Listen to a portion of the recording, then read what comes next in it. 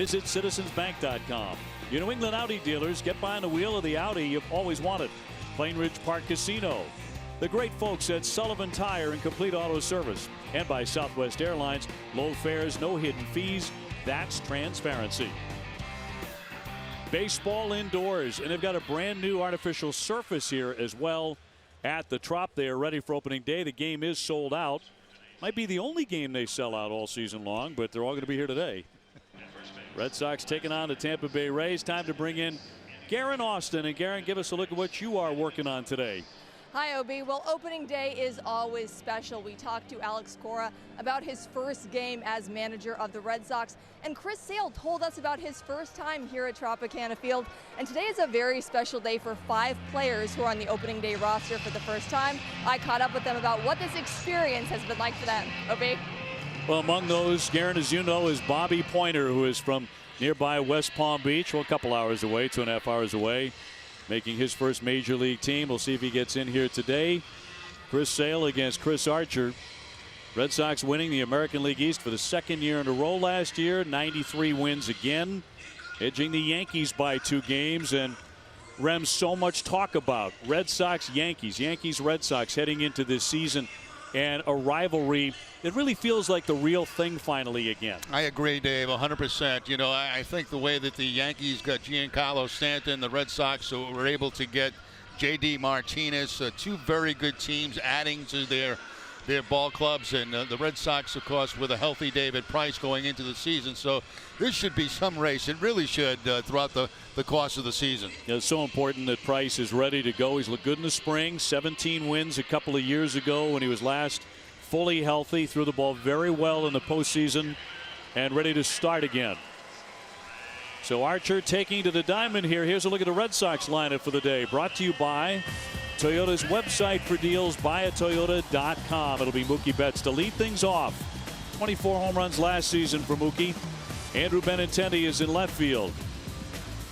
Hanley Ramirez at first base with J.D. Martinez, the designated hitter.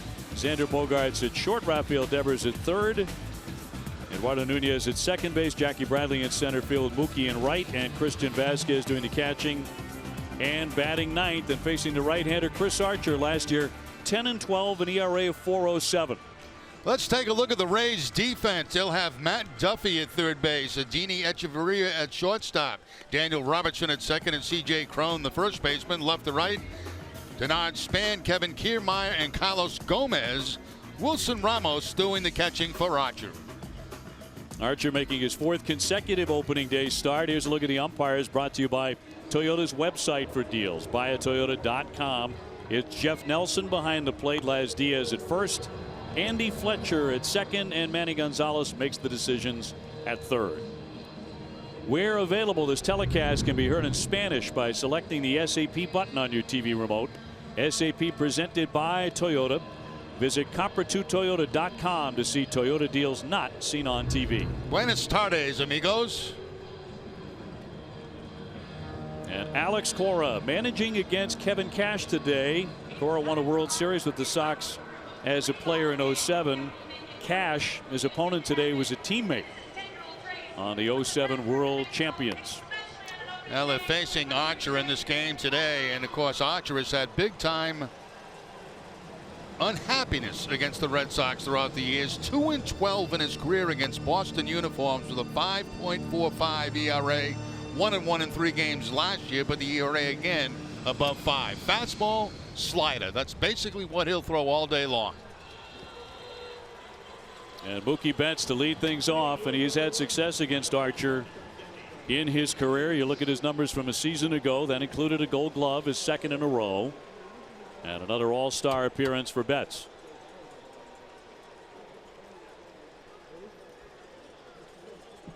And Mookie likes opening day. He's homered in 2 openers, 2015 and 16. And the first pitch of the season. High fly ball, left center field deep. Racing for it, Kiermaier back there on the track, leaping up. Oh, he made the play. A sensational catch, timed it absolutely perfectly up against that fence. And that is the deepest part of the ballpark right here. As he goes back into that corner, it looked like there was no way that Kiermaier could get to it. But let's remember, this guy is a Gold Glove outfielder. And what a perfect leaping catch as he goes into the screen part of the fence. Took extra bases right there away from Mookie Betts. Betts jumping over that first fastball. Well, he is a perennial Gold Glove candidate. Did not win it last year, but he's always in the hunt. He covers an awful lot of ground and runs great routes in the outfield. Here's Benintendi.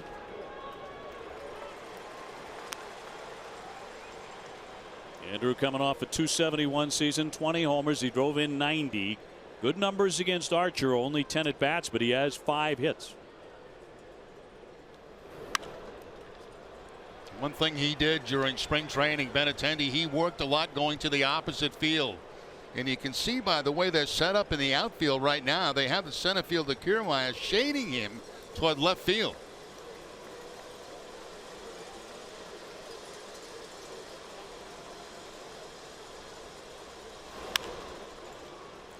Little chopper. Here comes Robertson to set him down. 2 away. Kiermaier, we go back to last September and another play he made on Mookie. Now that one might be even a little better than the one he made today. That was in that 15-inning game. That's one guy you want to keep the ball away from. If you can't put it over the fence, try somebody else. 2 gone. Here comes Hanley Ramirez at .242, 23 homers a year ago, looking to improve on those numbers. Hanley was Alex Cora's number 3 hitter most of the spring. And that's the way it is on opening day. One thing Hanley did this spring and did it to great success was use the middle of the field. You know, didn't try to pull everything. And again, you see where Kiermaier is playing, shading him to the opposite field. Now, a lot of times we don't see that with Hanley, but they know the scouting report. They know what he's done in spring training. That's how they set up. Tim Hires, Red Sox new hitting instructor.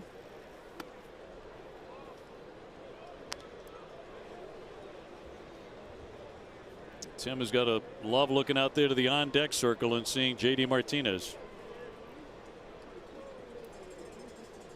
45 home runs a season ago for Martinez.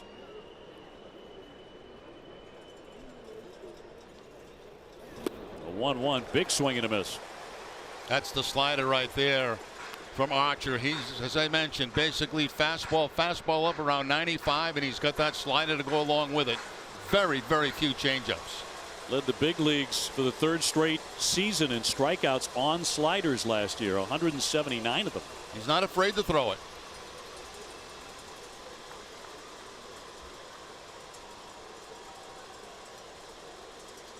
Going back outside with the fastball, it looks like. Got a piece.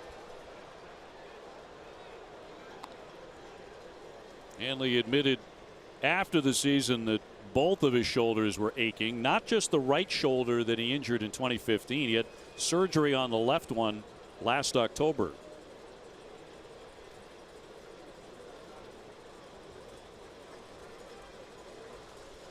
One and 2 to Hanley Ramirez.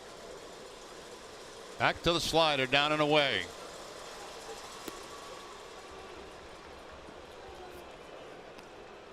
Well, today the Red Sox beginning their 118th American League season, and all time on opening day they're 58, 58 and 1.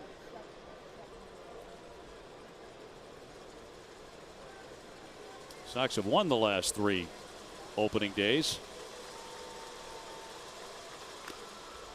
He hangs in there.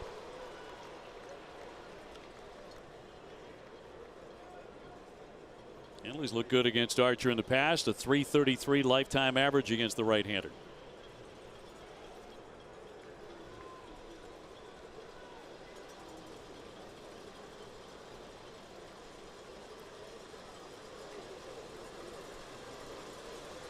Now they got the cowbells back here inside the Trop.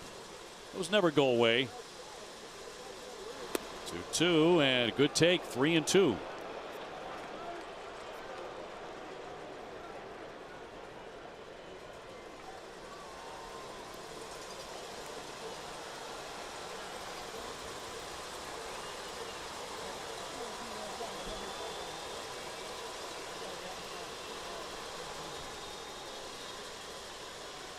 And a payoff pitch.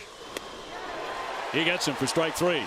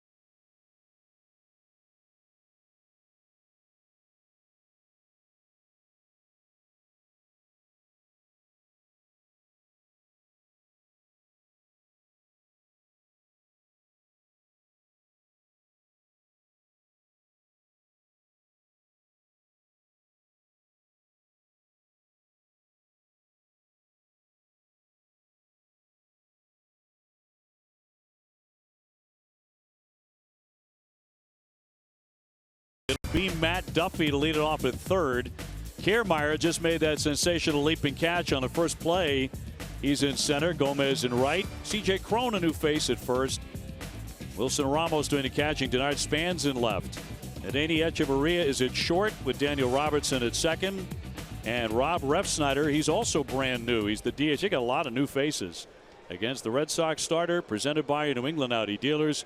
Chris Sale, last year 17-8, a .290 earned run average. He pitched in 6 games against Tampa last year and had a 4-1 record with a 2.66 ERA, 66 strikeouts. Last year's team struck out a ton for Tampa Bay. He really feasted on them. Chris will be 29 years old tomorrow.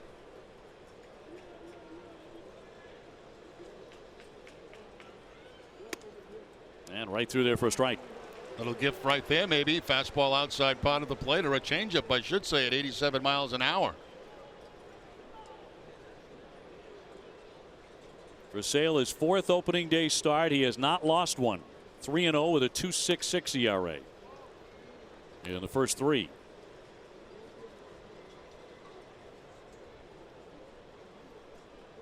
One thing about the Rays a year ago, Jerry, they had some pop. Yeah, that's how they could beat you, with home runs. That was really about it. Most of it's gone.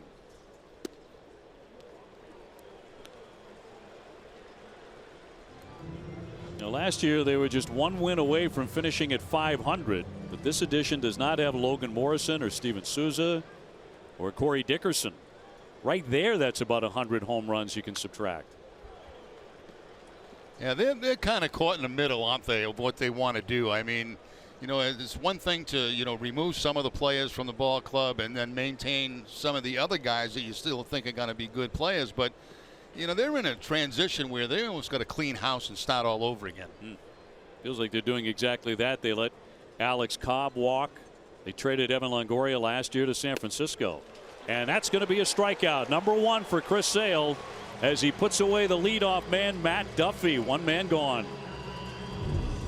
Fastball from Sale, and then right at the outside part of the plate. Swing, no contact, and the first of the season for Chris Sale, first of many.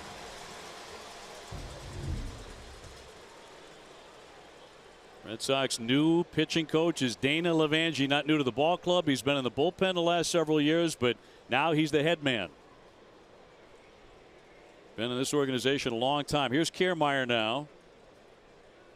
A little bit of power last year, a little more than normal. 15 home runs, hitting .276. And he's actually got very good numbers against Sale in his career. That's why he's in that 2 spot. .357 with a home run.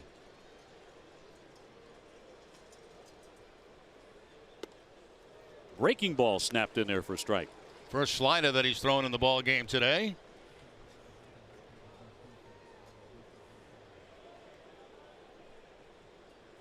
The lanky lefties 1-1 and jammed him. Well, that's a couple he's thrown inside to Kiermaier, and that Kiermaier that time was almost swinging like he didn't want the ball to hit him in the hand. And this fastball here running back in the hands of Kiermaier, and that's one you really don't want to swing at, because if you make contact, it's probably a broken bat. 1-2. And he got him. Back-to-back strikeouts for Sale.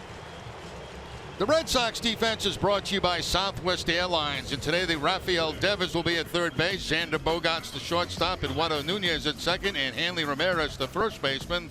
Left to right, Andrew Benintendi, Jackie Bradley Jr., and Mookie Betts, and Christian Vasquez doing the catching. Now remember, a year ago it was Sandy Leon doing most of the catching for Sale. That has changed. Christian Vasquez has become the #1 catcher on this ball club. And signed a new 3-year deal, an extension at the end of spring training.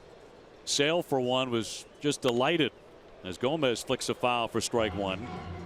You know, I found interesting, Dave, yesterday they had a workout and Sale was talking to the media, and he said he never shakes the catcher off. It doesn't matter whether it's Christian Vasquez, Sandy Leon. He says, I have the confidence in all the pitches they put down that I can throw and get people out. Yeah, it looks like the personal catcher era is over for the Boston Red Sox. I think so. And he'll put down the sign, will Vasquez, and Sale will not shake him off. It's going to be the changeup. And popped him up on the infield. Xander Bogaerts gets a look. And to the outfield for out number 3.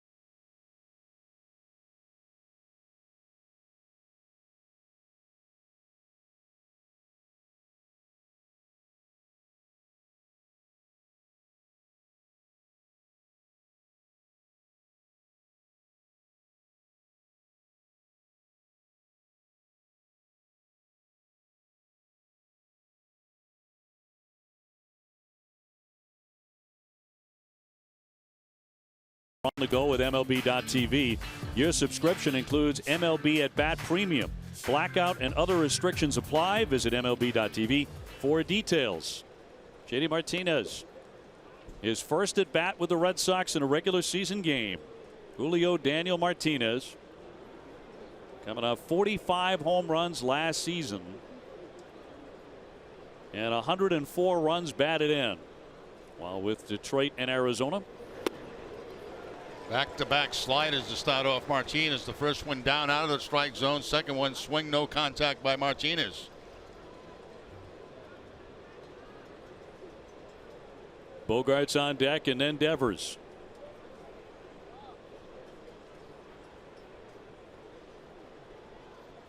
And a 1-1 from Archer. Left it high. JD at last, after a long winter, signed with the Red Sox for 5 years, $110 million in late February.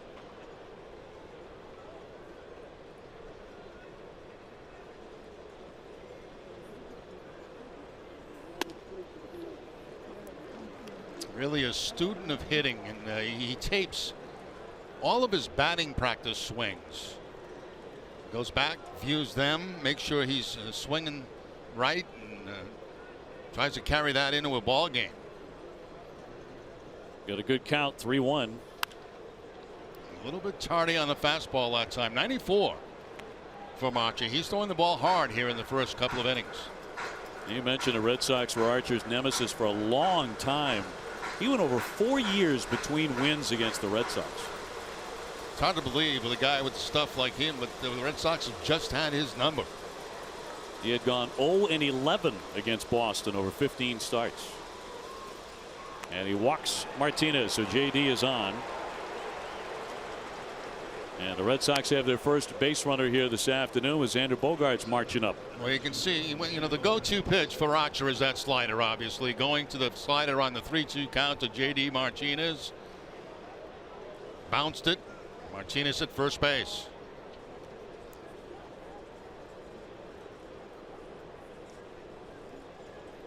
Xander's numbers a season ago, and like several of his teammates, he saw a fairly major drop off in production last year. He's trying to correct now with a new hitting coach in Tim Hires, and a little bit of a different approach. We're seeing a more upright Xander Bogaerts, maybe looking to pull the ball more, maybe attack earlier in the count. Yeah, that's the key right there, Dave, when you talked about and what they have been talking about all spring. You get a pitch early in the count that you can handle. Take the swing at it. And we saw Mookie Betts do that first pitch of the game. Fastball right down the middle. Long fly ball and the great catch. Crack of the bat. Didn't you think it might? I thought it was gone. Yeah. Yeah, but you know, you look up and you see Kiermaier, and he just covers an awful lot of ground. But the approach is for the Red Sox is, you know, let's not wait around. We get a pitch we can hit early in the count. Let's take a swing. That's a big change in this organization. Held off there. Did not go. 2-1. Xander, of course, had the issue last year. He got struck by a pitch on his right hand in July, and everything changed after that. Bogart's a guy they can hit and run with in a 2-1 count, but we didn't see very much of that during spring training. Very little running the bases, very little of hit and runs and stuff like that. But that all kind of changes when you open up. That's a bullet. Well hit. Smith racing back, and that's going to be over his head. Racing into third base is Martinez, and he'll stop there, and Xander Bogaerts has himself a double. This is a good example, Dave. You're talking about, you know, 2-1 count. You know you're going to get a strike, and he goes to the fastball. And this ball's a little bit outside, but still hooked by Bogaerts on a line over the head of Span out there in left field. Actually, that ball's middle in. And that's a ball that he should be pulling, not trying to push the other way. And he did pull it with some authority. So second and third for the Red Sox for Rafael Devers.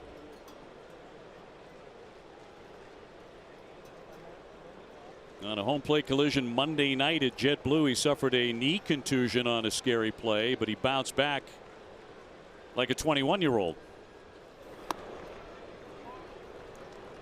And playing on opening day for the first time in his 71-day major league career.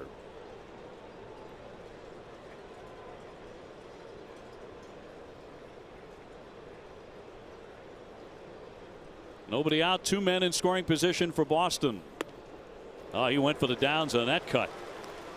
Back in spring training on Monday when Devers overthrow to the pitcher and he comes crashing into home plate. At first I thought it might have been his shoulder that got hurt, but it was actually his knee. and just a contusion on the knee, but fine to go here on opening day. Very dangerous play for both the catcher and Devers. 1-1, and he pops a foul out of play. Nunez on deck. A great opportunity here for the Red Sox. Nobody out in the inning. 2 men in scoring position. Infield back.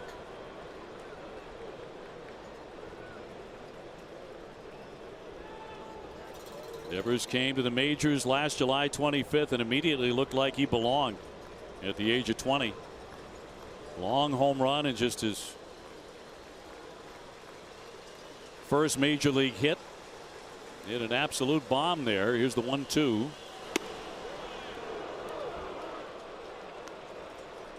And a few days later he went 4 for 4 against Cleveland.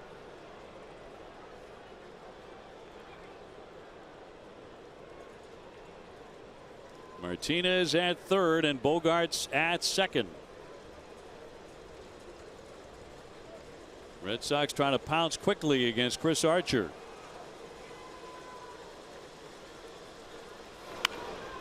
Ground ball to the shortstop. Echeverria on target as the run comes in to score. Martinez touching home, and the Red Sox have the lead 1-0. Okay, you take it. You know, you make contact, something good might happen. We mentioned the infield was back, and a little squib to the left side of the infield, as you can see right there. Once it gets by the third baseman, no problem for J.D. Martinez to score. They get the out at first base, but they also get another man to third base. And now with one out, the infield will come in. With Eduardo Nunez the hitter. Now the question is, you know, why would you pull him in now after one out instead of having a? Why didn't they pull him in before? You're facing Chris Sale, but you're always afraid of a big inning, and of course with one out in the inning, there's less of a chance of a big inning.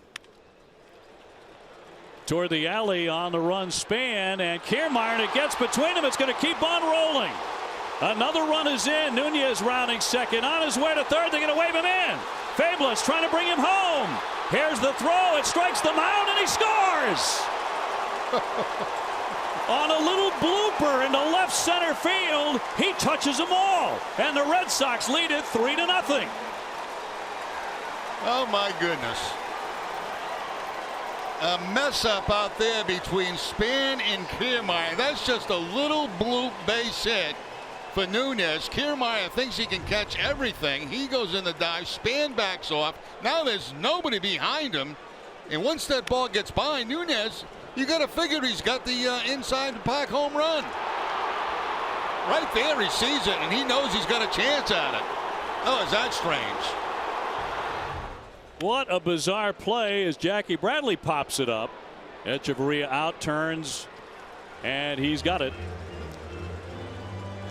An inside the Parker by Eduardo Nunez to put the Red Sox in front 3-0. The convenience stores of Speedway donate $500 to Boston Children's Hospital for every Red Sox home run. I mean, think about that. I mean, you make contact, you figure it's going to drop in unless Kiermaier catches it, right? Two guys go after it. It gets by him. He's got himself an inside the park home run. Come on. This for real? Speedway proud to be the largest convenience store contributor to Children's Miracle Network hospitals. Christian Vasquez now .290 last year, 5 home runs.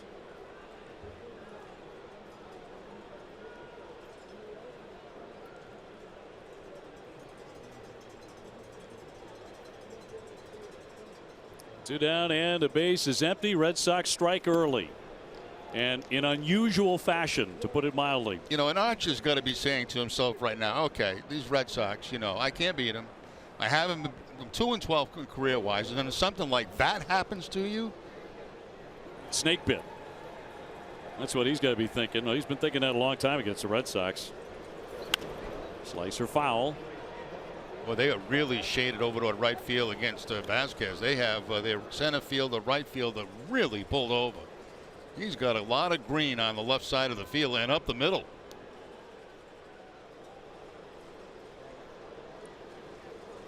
Mookie Betts on deck.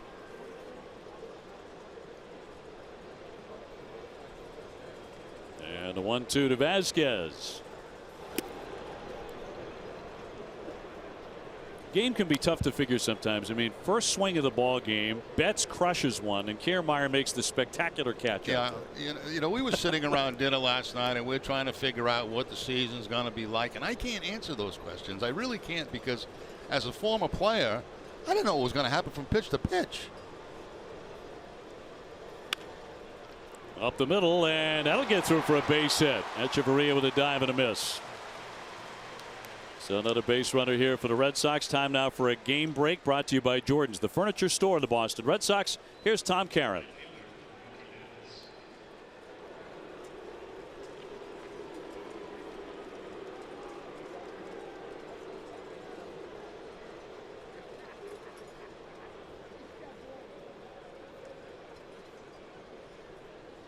A different kind of home run here today, that's for sure.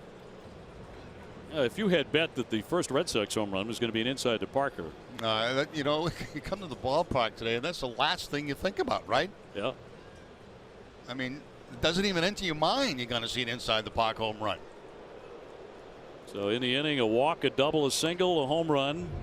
Nunez, of course, on that knee that obviously feels a lot better than it did the last time we saw him, and safe at the plate. Yeah, that piano was getting a little heavy on his back coming around third base, too. He just kind of collapsed in the home plate.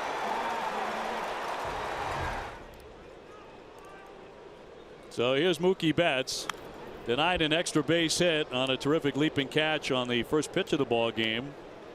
Kiermaier making that grab up against the left center field fence.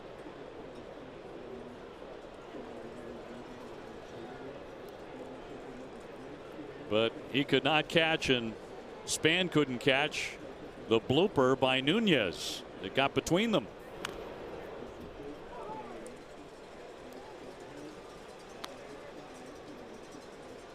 For Nunez, by the way, his second inside the park home run in his career. The other one had to be quite different than that, though. I mean, that was like a bloop to center field. Blake Swihart hit the last Red Sox inside the Parker in the regular season. Though Rafael Devers had one in the postseason against Houston.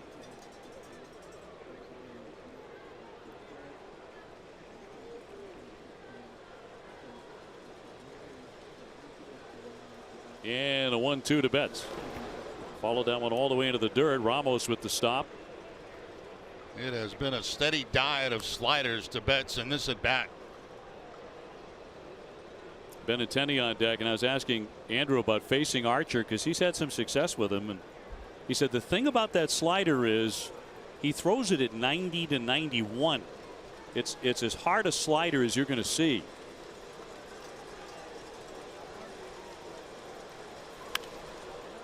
Popped up, thrown into foul ground, and will make the catch. But the Red Sox grab 3 inside the park home run by Nunez.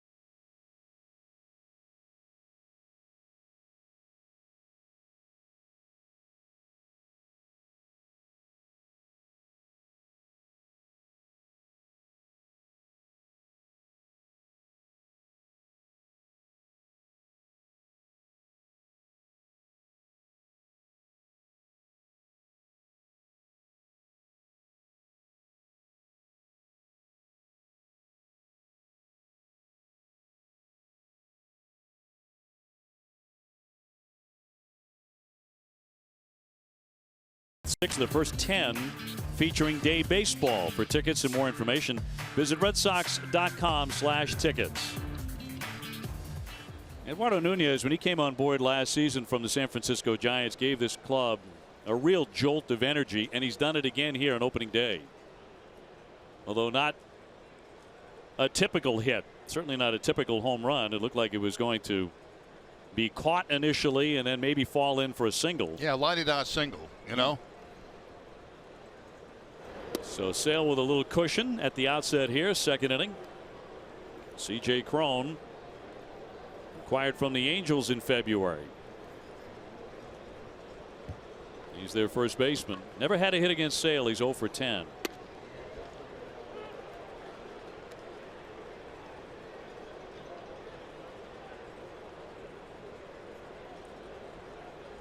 Sale came out of the gate firing strikes just like last season. Struck out the first 2 batters he faced. Hard hit, but foul, hooked off third. Got the off-speed pitch that time, the changeup from Sale, and was out in front of it a little bit, hooking it just foul down that third base line. There's the grip on the changeup, the release, and you can see how that ball kind of spins the other way, and out in front of it was Cron.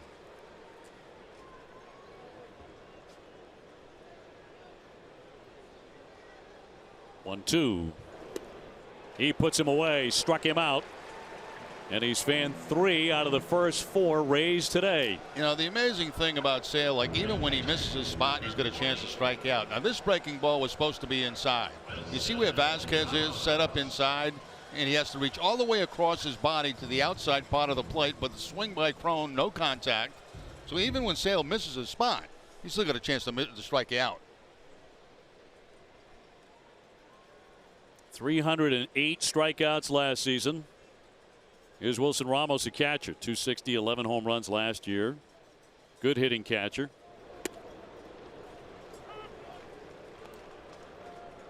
Chris Sale started the All-Star game, set a Red Sox record for a lefty with all those strikeouts.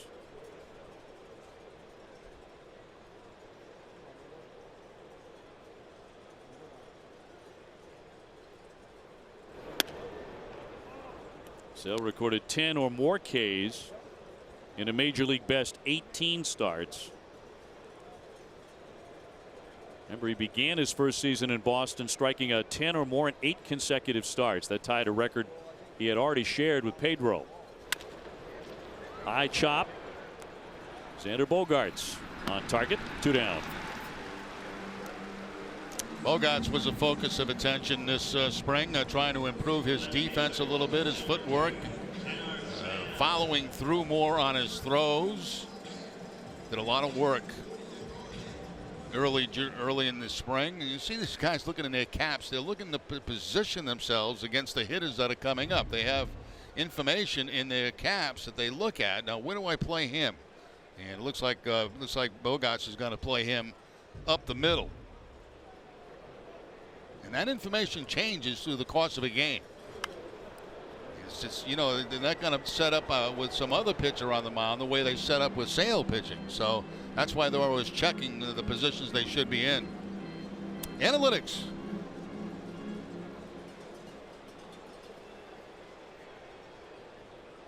There was a change of pitchers the other day in a spring game. Hanley was the only one in the infield who got it right. Yeah, everybody else had it wrong except Hanley had it right. He was trying to convince everybody he had it right. Yeah, they were like, Hanley, get over here. You got to move. He went, no. You're all wrong. It's not what it says on the card. And he had it nailed. Denard Span, 272 of the Giants last year, hit 12 home runs. Veteran outfielder, new to the Rays. Span grew up in these parts, and he used to come to games right here at the Trop when he was younger. His favorite player was Rocco Baldelli out of Woonsocket, Rhode Island. Of course, played for the Red Sox. 2-1.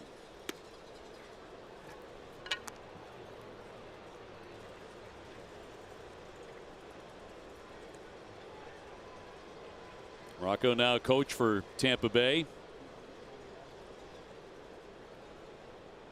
Bases empty, 2 down. Here's the 3-1 to Span.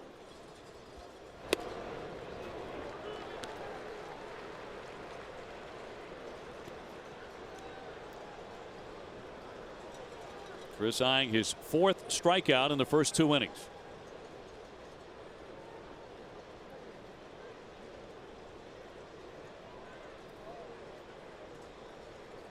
Payoff pitch. And he walked him. So Span becomes their first base runner today. Well, the Bruins have clinched a spot. Stanley Cup playoffs. They're still looking to win a spot atop the Eastern Conference. They'll be hosting the Lightning tonight for an important Eastern Conference showdown. Pre-game coverage starts tonight at 6 on NESN Plus, and game coverage will move back to NESN at the conclusion of this Red Sox game. Very busy night on NESN. And Danny Echeverria now, the shortstop.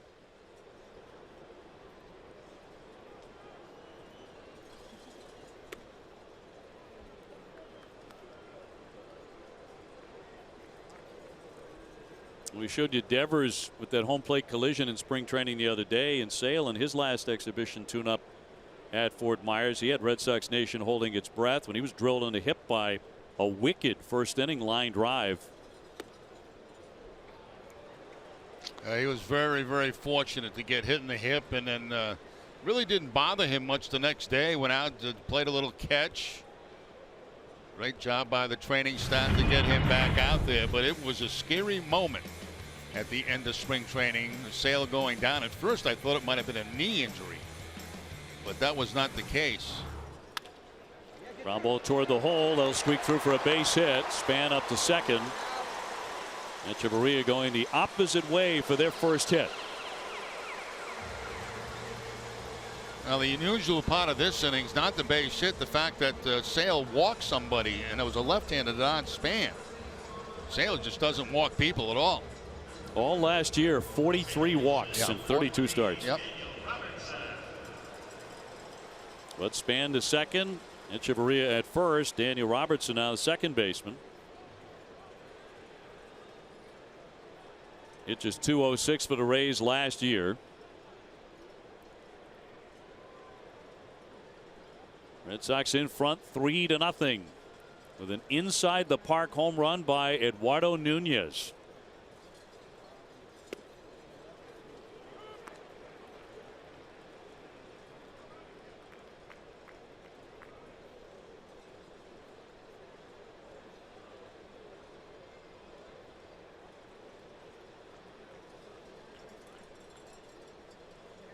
You know, Sale got hit on the hip the other day, and one of the reasons that you were concerned about the knee is because he grabbed the knee. Right. On the way down, it's because when the ball struck that hip, it caught a nerve, and the pain went all the way down to his foot. Yeah, that's you know, when I saw him do that, I said, oh my goodness, here we go, you know. But then we got word later that, yeah, he did feel pain there. That one will get through Vasquez and go all the way to the backstop as the runners will advance to second and third. Now, Vasquez went after that very strangely, and it was a slider, a sweeping breaking ball by Sale, and one that Vasquez would like to have back again, I think. Here's the breaking ball right here. He goes after it, almost tried to backhand it instead of getting that glove out in front.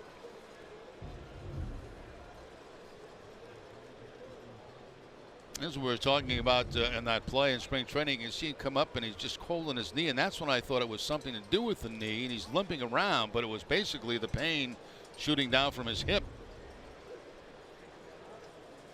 He implied that had it been a regular season game, he probably would have hung in there. 1-1. That catches the corner for a strike.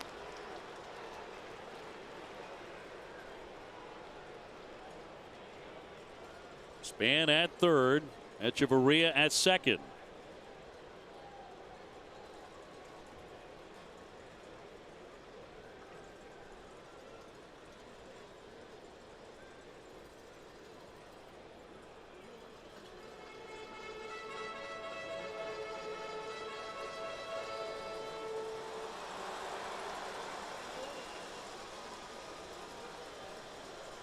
And a 1-2. Tried to bury it on that inside corner again. 2 balls, 2 strikes. By his standards, a fairly lengthy inning. And right now he wants no contact. He wants to end this inning with a strikeout with 2 men in scoring position. Last year, only Milwaukee struck out more frequently in all of baseball in Tampa Bay.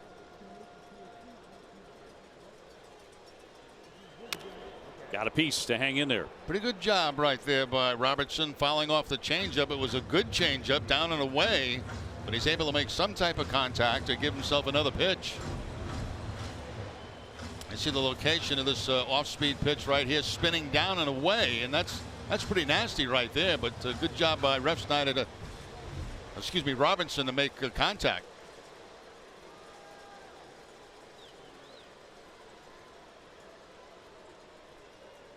Sale looking to ring up his 4th strikeout here today. 2-2 again. And he did.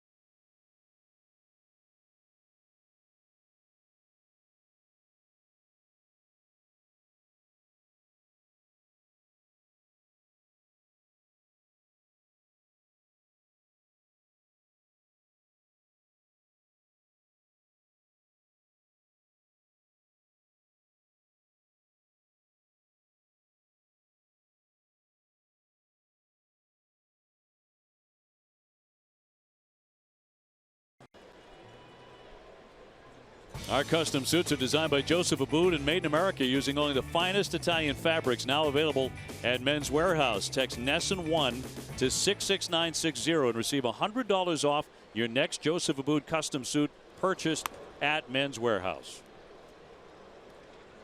Underway here in the 3rd. Sox up 3-0. Chris Sale just froze those runners at 2nd and 3rd by whiffing Robertson. With 2 men in scoring position. Benintendi skies one up around the catwalks. Popped up on the infield. Crone in. And Benintendi 0 for 2 today. Hanley Ramirez next. Hanley had a long at bat in the 1st inning before striking out against Chris Archer.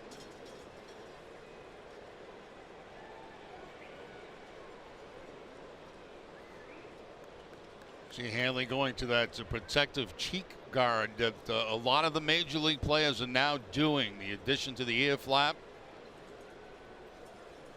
Not because they've been hit there, but because they've seen other people be hit there. Hard hit ground ball, but they hadn't played that way. Robertson will gobble it up. 2 down. JD Martinez on the way up.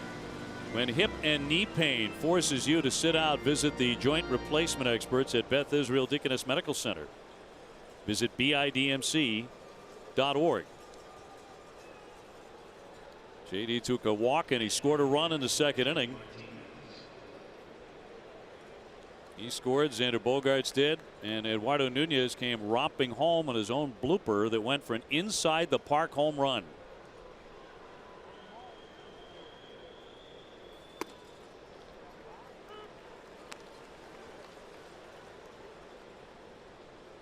Last year, JD leading the majors in at-bat home run ratio. 1 home run every 9.6 at bats.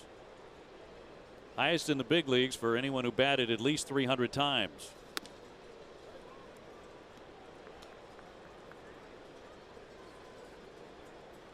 You know what helps your home run at-bat ratio is when you hit 4 in one game. That'll pick it up a little bit. Just a tad, which is what he did.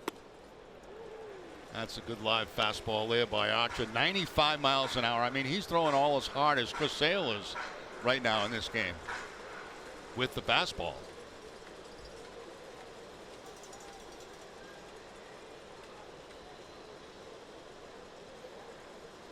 One, two coming. Strike 3, and that's a fast inning for Archer. Gets the Red Sox in order.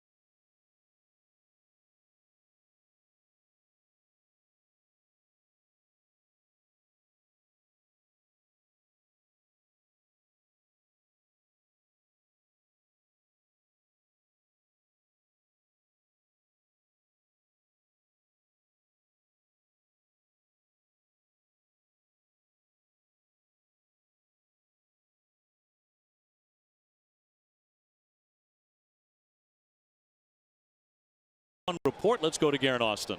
Thanks, Obi. Well, Chris Sale is making his 4th opening day start, and he said to start for this organization on opening day is not something he takes lightly. Now, he told us that he attended the Devil Rays' first game here at Tropicana Field back in 1998.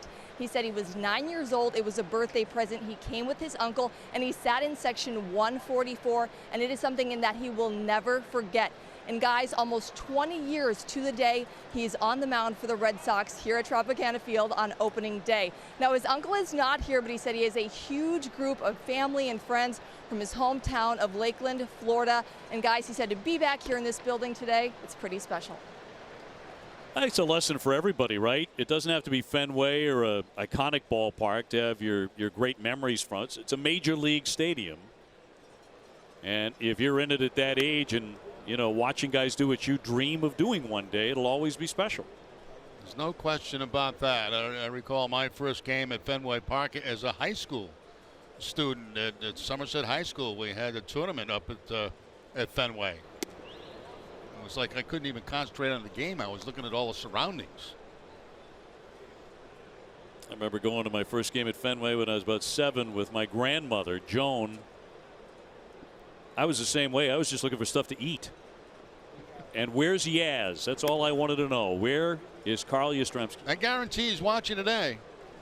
Captain doesn't miss many games. Yeah. I wasn't alone. There were millions of us like that coming to Fenway to see Yaz. Ref Snyder leading things off. A check swing. And it's going to be inside for ball 4. So a bit of an oddity there. Sale has walked 2 men. He walked Span last inning. Ref Snyder in this inning. Back up to the top of the order now, and Matt Duffy.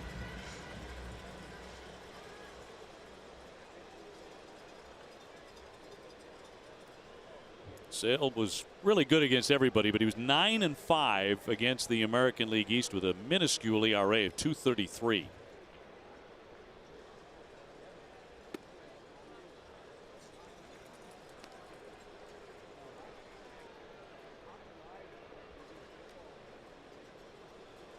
I think the Rays should get some credit for being a very sticky opponent last year. 80 and 82. It was a good pitching team. The staff did very good work. They finished an ERA just below the Red Sox. The Sox were number 2 in ERA in the American League. Yet they've made some moves to their pitching staff. They're going with a 4-man rotation to start the season. And one of the games of this series, I believe game 3, is a bullpen game. That's right. That's unusual. Just 3 games into the season. Fly to center field. Jackie Bradley right there. So Duffy retired. He's 0 for 2. Kiermaier next. We talk at times about this dome, and sometimes in the daylight it can give you a little bit of problem because of the, as you can see, the sun shining outside, and it's kind of off-white, and it's not a major problem, but with all the stuff that's up there and the light outside, it can give you some problems in day games. Not as tough as the old Metrodome, right? That was the worst. Absolute worst. Great outfielders were terrified to play there. Kiermaier will take ball 1. I've talked to Gold Glovers who were like, I'd love the day off today. Day game at the Metrodome, hate it, because you could never take your eye off the ball, could you? No, you couldn't pick it up again. That's the problem. Kiermaier whiffed in the first inning. Also made a great catch in the first inning. See the Red Sox in the shift with Kiermaier, and of course he can run. He really has great speed, and it'll be tough to double him up on a ground ball. Bogarts would have to be the pivot man on a ball to Devers at third base or to Nunez at second base.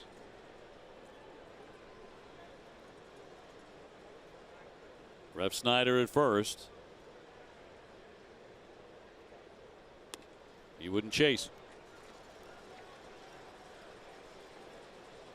Kiermaier got married last November. Got married at the hotel where the Red Sox stay in St. Petersburg, the Vinoy.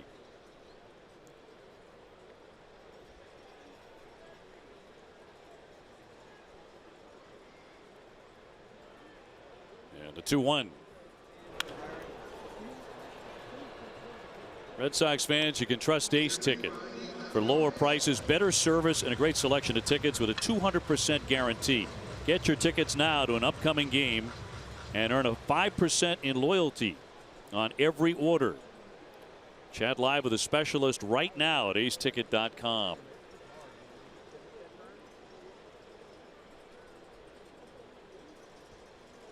Sale trying to punch him out for the second time.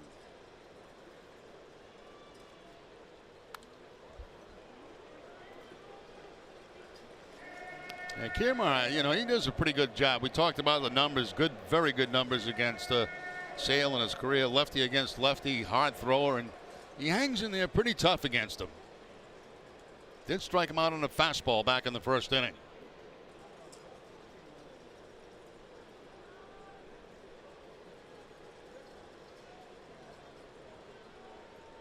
He's 6'6" left-hander with a 2-2 and a breaking ball away. And that's the one he hopes to get that left-hander to chase. That big sweeping breaking ball that ends up just maybe a few inches off the outside part of the plate. But Kiermaier would have none of it. Right there is where you hope he starts to swing, and he did, but was able to control the barrel of the bat, no problem. 3-2 runner holding. Swung on and missed, strike 3. And that is number 5 in the book today for Mr. Sale. You can hear Kiermaier yell something out right after the swing and miss, because he swung at a pitch that was not in the strike zone. It was a high fastball that was out of the strike zone. And Kiermaier not happy about chasing that pitch. Every time a Red Sox pitcher strikes out a Rays batter, Lexus donates $50 to the Greater Boston Food Bank. So he's got Kiermaier twice. Here's Carlos Gomez. He's popped a short 0 for 1. They didn't sign him until pretty late in camp. They were about a week and a half into games already in the spring schedule before they got Gomez. Like so many free agents. He's had a few celebrated dust-ups in his career. He's a very flamboyant guy. Sometimes he runs people the wrong way by flipping a bat or something like that. He takes a big swing. Good outfielder. He's won a Gold Glove. Very flamboyant, I guess you could call it. Absolutely.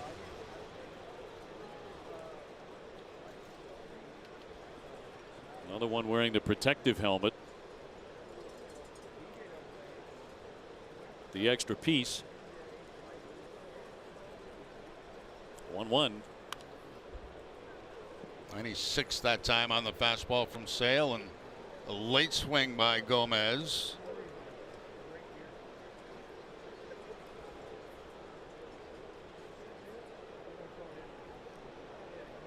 C.J. Cron on deck. It's a different looking club than a year ago on opening day, that's for sure, this Tampa Bay team.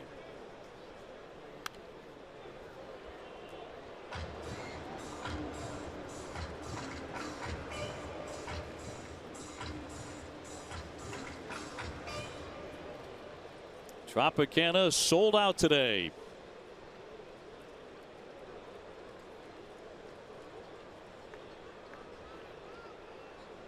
Rep Snyder on with a short lead at first base and 2 down. Red Sox ahead 3-0.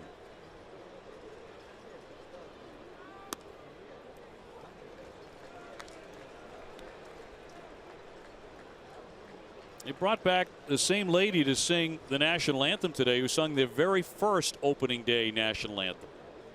Did a very nice job too. Yeah, she was outstanding. If the Red Sox did that, that would be quite a story. Red Sox 118th American League opener today. 2-2. Stroke to center field, driving back Jackie Bradley, but he's there to make the catch and retire the side.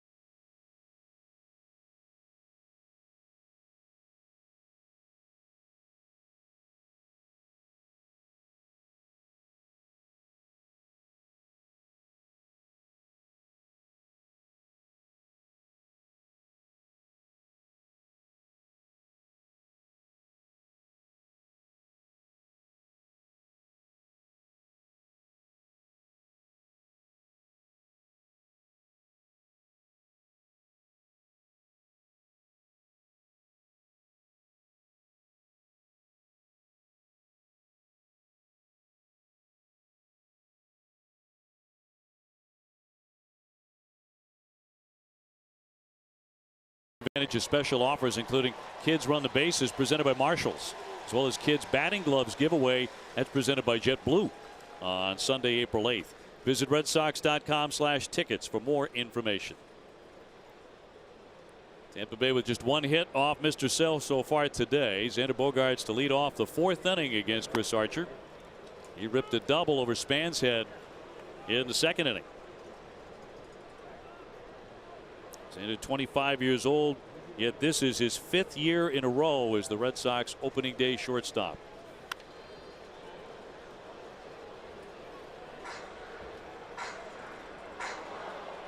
That's a slider that Xander would like to have back. That was more of a hanging slider right there, and certainly Archer has not thrown many of those today.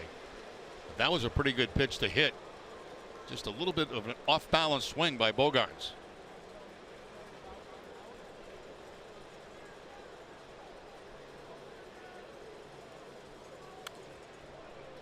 Came back with it again, and again Bogaerts' off-balance swing, but fouling it off.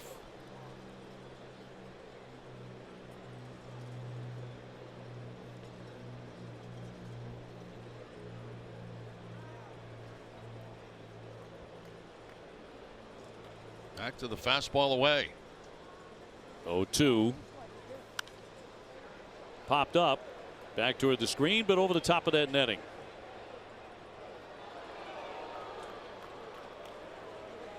Devers on deck, and then Nunez, who's already hit a home run today. Inside the park job. He's going to be smiling about that for about 6 weeks.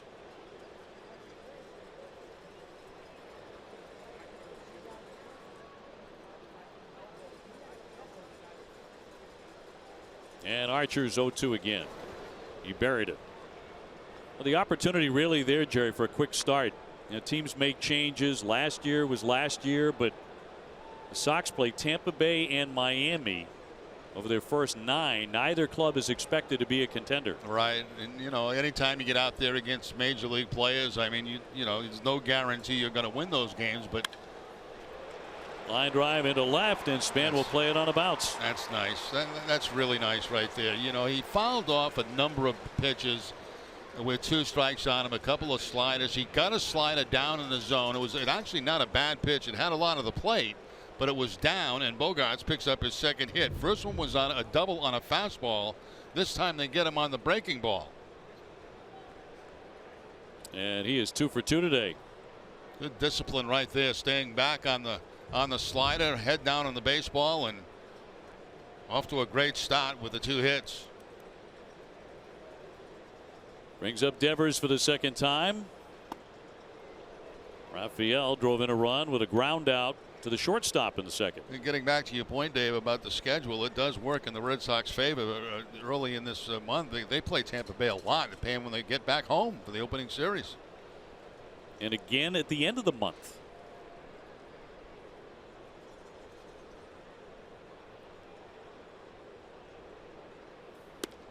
He'll lay off, and that'll miss.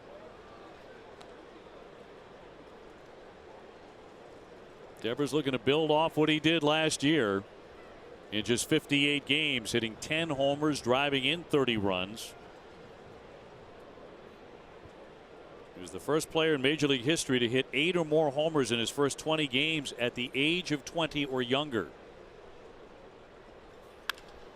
He rips that one on a line. A sinking line drive. It's caught. Maybe a double play here. Throw back and got him. That doubles up Xander Bogaerts, who thought it was going to fall in. Hit on a line by Devers, but it doesn't work out for the Red Sox into a double play. That sinking line drive, and I think that's what fooled Bogaerts at first base. He thought that ball was going to drop in, as did I. And it was a nice play out there by Gomez, as he was not playing all that deep for Devers. And he, you know, you see contact like that from Devers, you figure it's going to drop in. I don't consider that a base running mistake. I really don't, because as you read it as a base runner, you see how it's hit, you see the top spin, and you say there's no way the right fielder is going to make the catch on that. A very good outfielder, as we mentioned. So the bases are empty for Nunez. An inside the park home run in the 2nd inning. That'll be one of the most unusual plays of this opening day anywhere.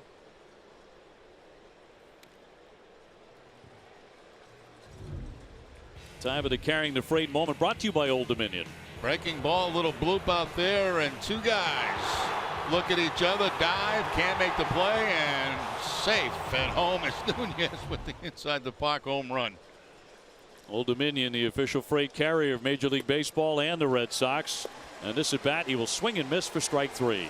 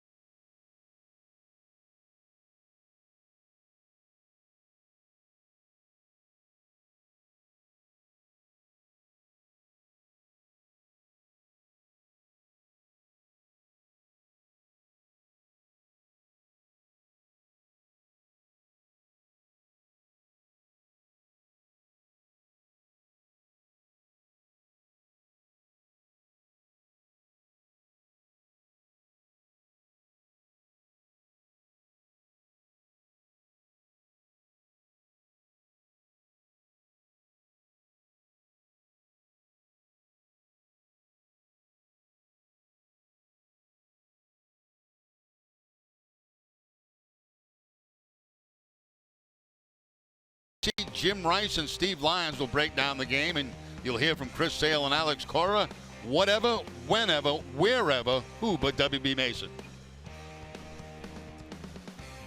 Well, Chris Sale back to work here in the 4th inning. He's got a 3-0 lead. He'll get C.J. Cron first. He struck him out in the 2nd inning. Cron now 0 for 11 off him lifetime. Left-hander has whiffed 5. He's walked 2. He's given up 1 hit.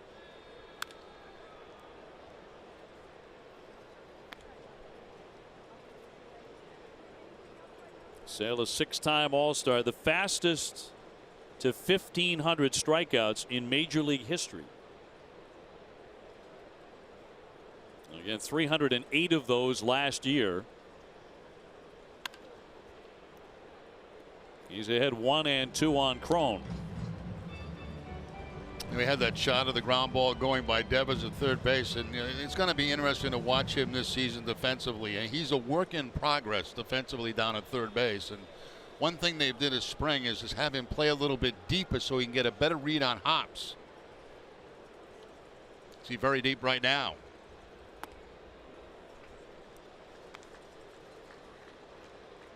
You think we're going to see more bunting this year than maybe a year ago? Well, if in spring training was any indication, guys were bunting all over the place against the shift. Now, if that stops in spring training, then I don't think it should stop. Swing and a miss. Down he goes for the 3rd strike. Cron punching out for the 2nd time against Sale. Now, fastball inside part of the plate. No contact, no chance. That ball by him.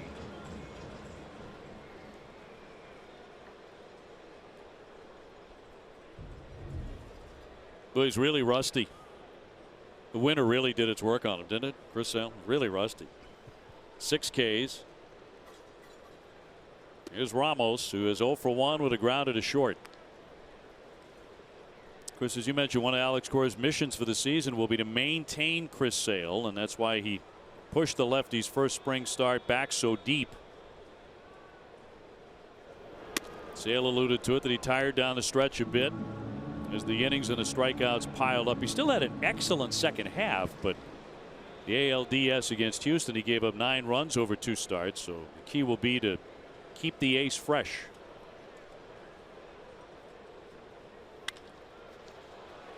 Flied into right. Picking that off will be Jackie Bradley. 2 down. Span next. Baseball is back, and you're not going to want to miss a minute of the action from Red Sox season. You can live stream any NESN Red Sox game on your desktop computer or on your favorite mobile device. Visit NESNGO.com or download the NESN Go app right now.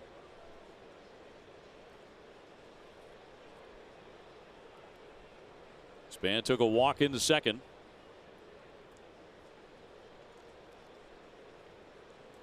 Bases are empty and 2 down. A floater on the infield. Bogarts with that pick, and that is a 1-2-3 for Sale.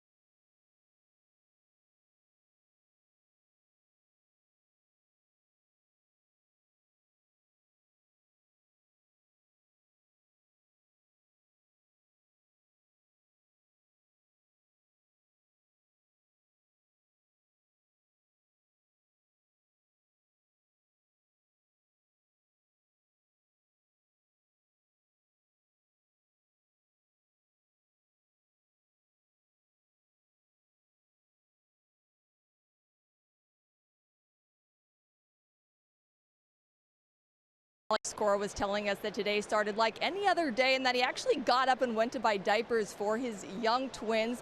He said he got a lot of texts and he talked to his older brother Joey, who was on the coaching staff for the Pirates. But guys, he said he was not nervous. Well, I'm not buying that. I don't think I am either.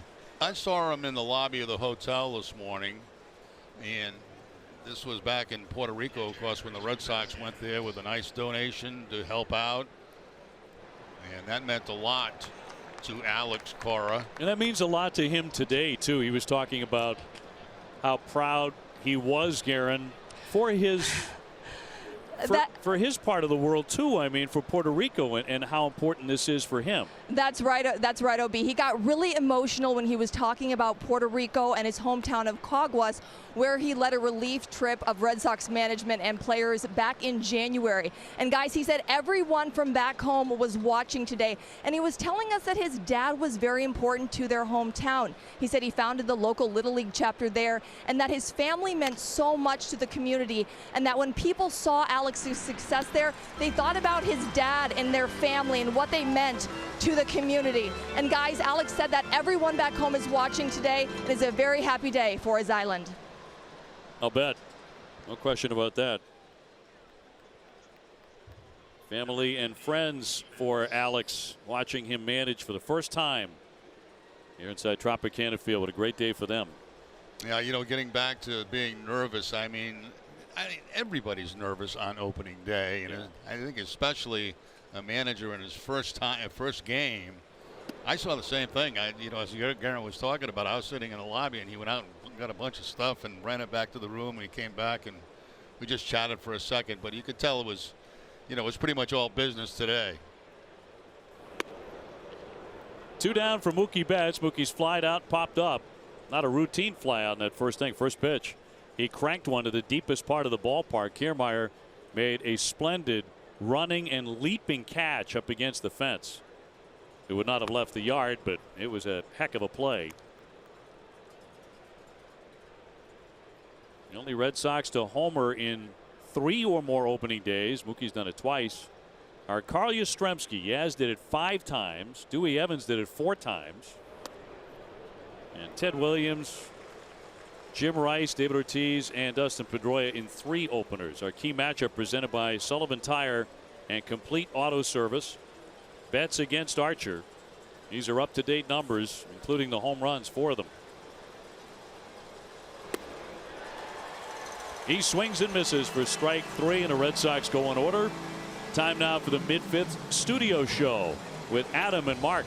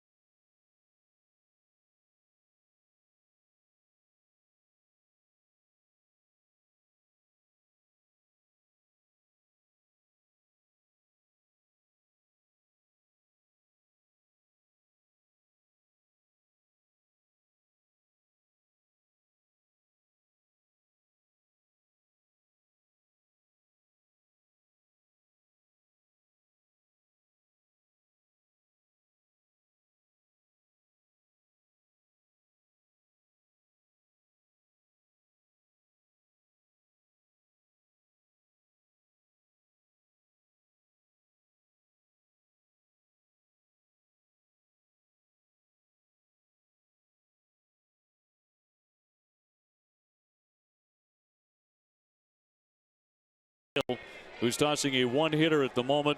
He has struck out 6.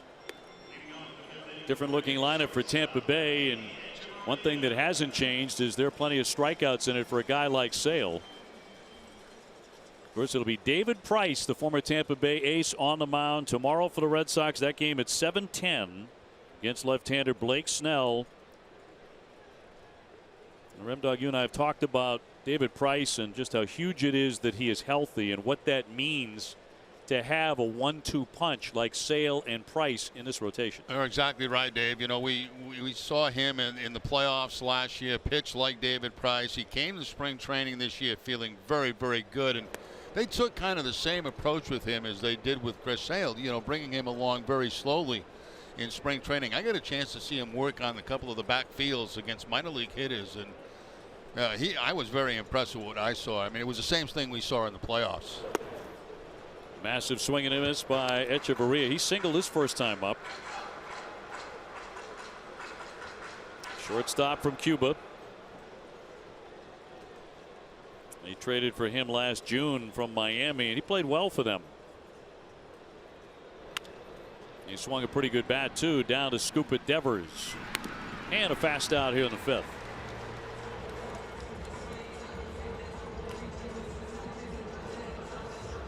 That'll send up Daniel Robertson. Rick Porcello will be going in game number 3. That'll be on Saturday at 6:10, and then on Sunday an afternoon game, Hector Velasquez, before the Red Sox head for Miami. And just a couple of games there against the Marlins.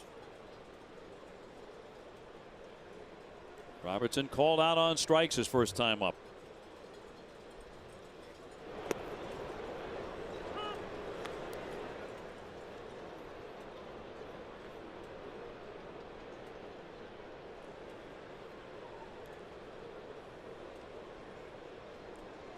One strike pitch. He's got him in the hole. You're watching at home and you see Vasquez give the signs that one's going to be the fastball, two's going to be the breaking ball, and the wiggle that's going to be the changeup. And you'll never see Sales shake it off. Got him on a fastball last time. Let's see what they do. Back inside with the fastball. Got him again. Foul tipped into the mitt to strike out Robertson for the second time, and that's 7 in the book. And you talk about getting in a location you want. They set up inside. They wanted the fastball inside. That's exactly where it goes, above the hands and no contact at all. Second time he struck him out with the fastball today. So it'll be Refsnyder, who walked in the third. Played for Toronto and the Yankees last year.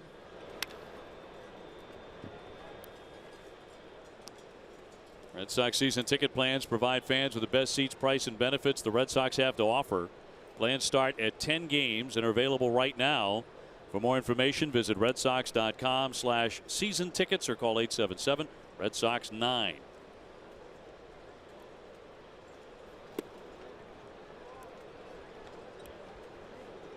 Refsnyder was acquired on Monday from the Cleveland Indians. Started his career, we saw him with the New York Yankees. Yep, born in South Korea.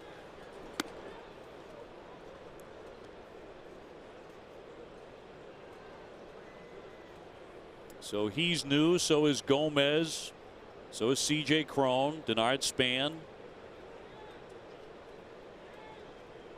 among others. And no Evan Longoria, who was dealt to the Giants last year.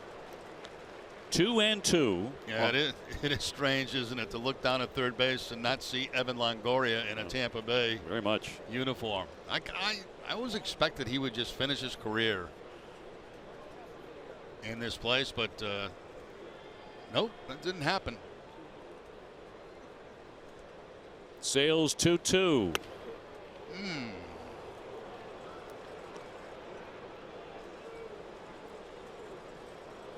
Players lost since 2017, so a very, very different looking team, especially in the power category.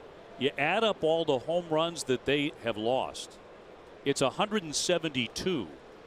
That's more than the Red Sox hit all of last year. Did he go? They appeal, and he did not, and it'll be ball 4. So Refsnyder has worked a couple of walks against Chris Sale. That's 3 for Chris today. I think if there's anything surprising in this game from Sale today, it's the fact that he's walked 3 guys. That rarely happens. And especially walking the number 9 hitter in the lineup twice.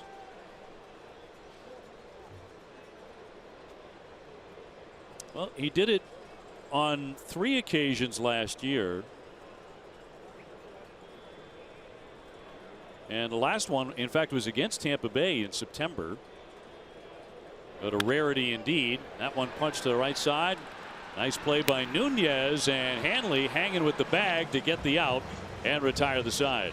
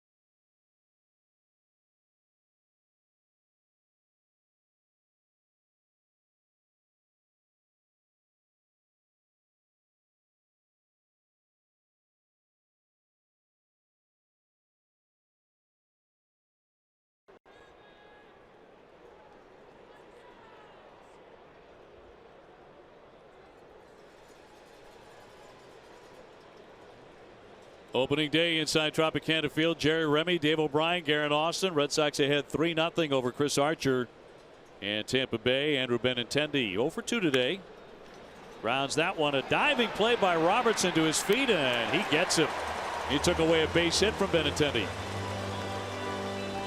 Time now for our refreshing finish, brought to you by Coors Light. Now Nunez making a play to end last inning. You see him going to his left, but watch the throw. It's going to go to the away from Hanley Ramirez. Hanley was kind of striding out towards second base and then had to quickly make the adjustment. It's showing him how Hanley had to go across his body to make the catch, and Pedroia says, he's saying, "Where's the ball?" He says, "Man, he's got to catch that ball in front of him." You knew that Pedroia would be there to give him the business. Dustin Pedroia making his way back from his knee situation. Red Sox hopeful of getting him back in May. He's made a lot of progress. He is on schedule, maybe ahead of schedule. I think he's ahead of schedule from what I've seen. Yep. I've been watching pretty close during spring training, at least the month that I was down there. Yep, been working his tail off. I didn't expect to see him moving as well as he is right now at that stage of the spring. And Ramirez struck out and grounded out 0 for 2. He's had some nice opening days in his career. He's had a couple of grand slams on opening day.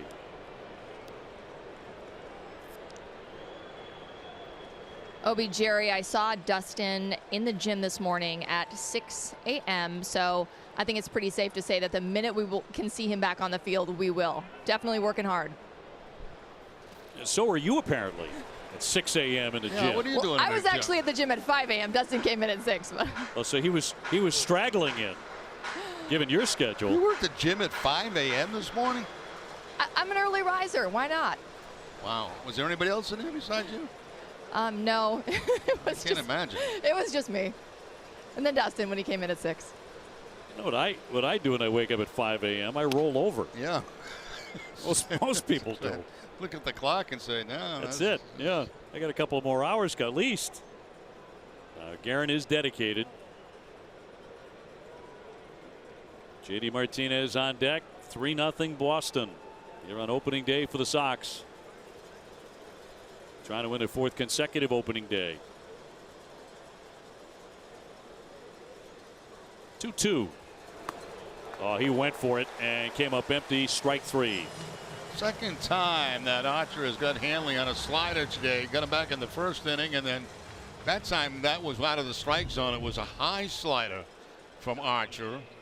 But you can see the spin on it. Not much of a break, but certainly up around shoulder high. J.D. Martinez looking for that first Red Sox hit. He's walked and scored and struck out today.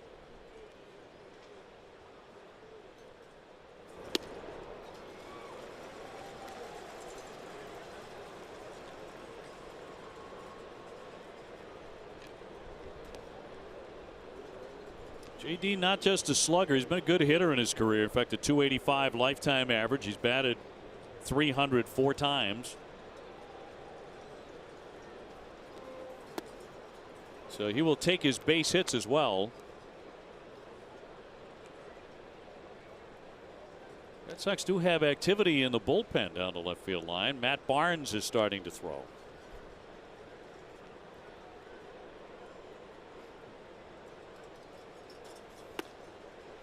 1-2. I'll tell you, Archer's had good stuff today. We're talking about Sale all day, but Archer's had pretty good stuff. I mean, that bloop base hit, then it turned into an inside the park home run. Really the difference in the ball game right now. One of the better games he's pitched against the Red Sox. Yes. 1-2. With all the problems he's had against them, against the Red Sox, his first major league win came against the Red Sox. That was back in 2012 over Daisuke Matsuzaka.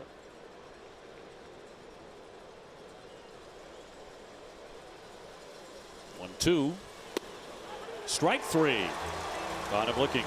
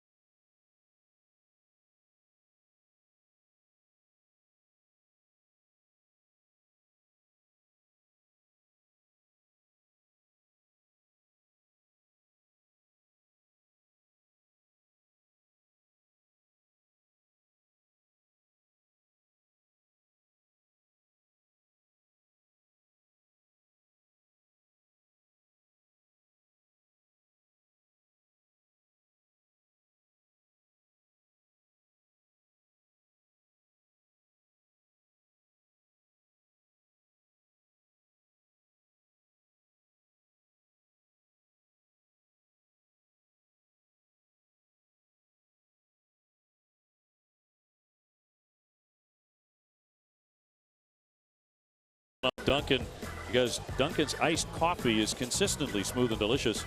Dunkin' Donuts coffee, #1 in New England. The Boston Red Sox run on Dunkin'. Plenty of Sox fans in attendance here at the Trop. It is a sellout. Kiermaier has been bedazzled.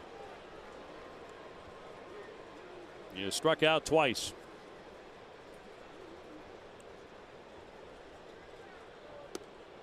And he'll look at a ball. On deck is Gomez and then Crone here in the 6th inning. It's a pretty good pitch right there by Sale. I thought they were going to give him the strike on the inside corner. In play, Bogaerts will back up from the right side and set him down. I think Kiermaier does. He puts pressure on infielders on ground balls because he can really get down that line. And you know, right there, Bogaerts made the play, but he knew he had to hustle and get it quickly to first base to get the out. Brings up Gomez, who's popped up and flied out. He is 0 for 2.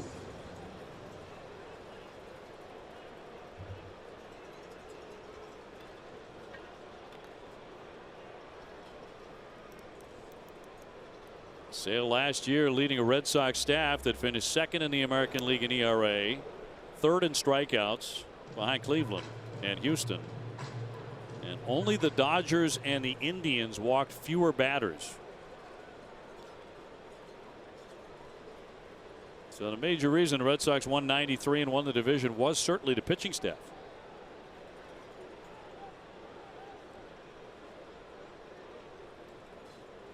0-1 breaks in there for a strike.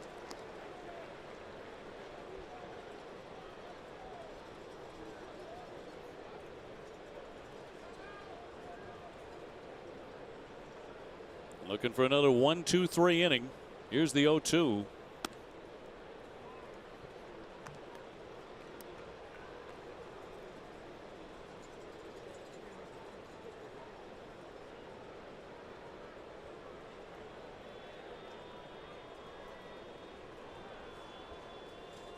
Two coming. Big swing and a miss. He goes down on a knee. Strike 3 and another K for Sale.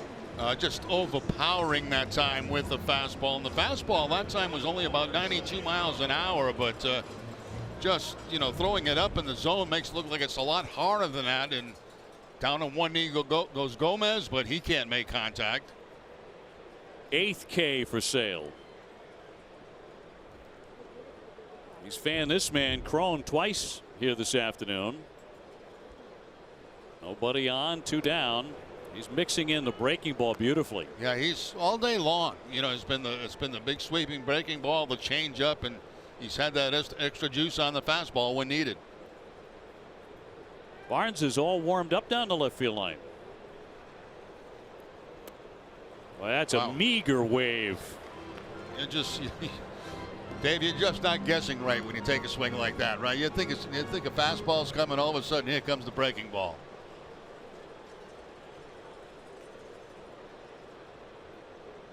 Looking for back-to-back strikeouts here in the 6th inning. Would you bet that it's going to be 6 innings today for Sale? Wouldn't surprise me. What's the pitch count at right now? 88?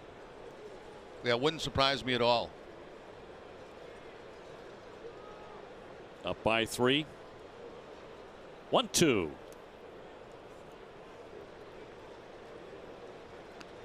Red Sox intent on keeping Chris Sale as fresh as he can be. Deep into the season. They certainly hope well into October.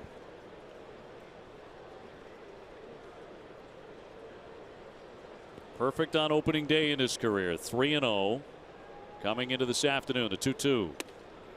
Inside.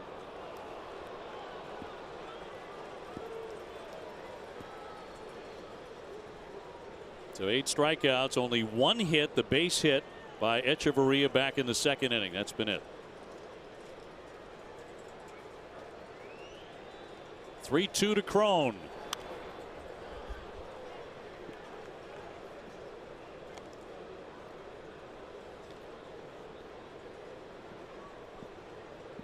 Sale, an absolute pleasure to watch work last season and right back at it today in an opening day start for the Red Sox.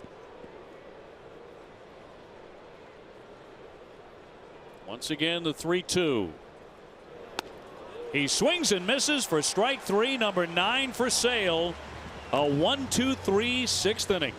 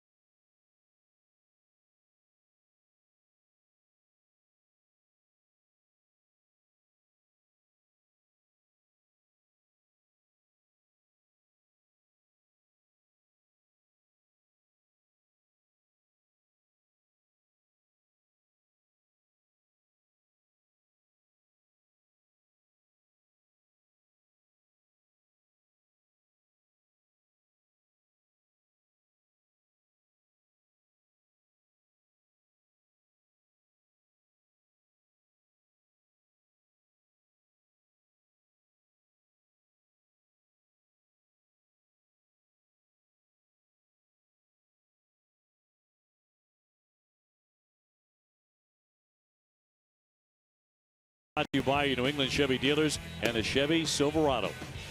Well, big day for Chris Sale. 9 strikeouts to the game, and a lot of them coming on fastballs, as you can see. He did have a couple on sliders, but these fastballs, I mean, he's just painting inside and outside with them and throwing it by people. That last one up and away. Bogart's popping one up in foul territory and out of place. Had a nice day with a double and a single. Sale's pitching line is brought to you by Ace Ticket. So through 6, 3 walks, 9 Ks, just the 1 hit, 92 pitches.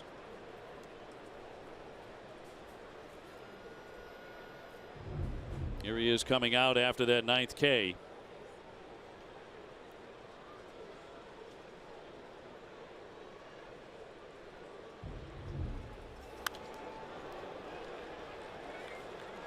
The secret to pace of play is Chris Sale. When he pitches, it moves along. If you had 2 Chris Sales going against each other, you would be playing games in 2 hours and 10 minutes. Just outstanding again. How many times we say that last year? Pretty much every time out. High deep drive in left center field. He laid into that one. Kiermaier, long run again. Not this time. It's off the wall. Bogart's for second, and he pulls up with his second double. He's 3 for 3, and he almost smashed that one out of here. I see he's really had a nice day. A double back in the second inning. That came on a fastball. A single in the 4th inning on a breaking ball, and now the fastball gets over the head of Kiermaier. And you're talking about the biggest part of the ballpark back here. That's where Kiermaier made that catch against Mookie Betts earlier in the game, the first hitter of the game, and that time just to the right of where he made that catch, it bounces off the wall. So big day for Bogarts. And you see where he's playing. He's shading him way to the opposite field, so he can't catch up to it. He just has to wait and play it off the wall. So Rafael Devers will try and pick him up, and he scalds one down the line. All the way to the fence on one bounce. Xander will score easily. It rolls around out there a bit on the track, and Devers will be content with second base. The Red Sox add on now 4-0. Back-to-back shots here by Boston. Well, Devers with a couple of RBIs. He got one on a ground ball to the infield with the infield back in the second inning. He takes that slider that's down and in, and that's not the place you want to throw a slider to a left-handed hitter. Devers just roasts that ball to right field. So the Red Sox strike quickly here in the 7th. And out comes Kevin Cash. That's probably going to be it for Archer. He's got a right-hander throwing in his bullpen down the right field corner. And he'll make the move right here. So we'll take the break as well. Archer here in the 7th inning gives up back-to-back doubles. Pruitt will be coming on. The Red Sox have expanded the lead here on opening day to 4-0 and looking for more when we return.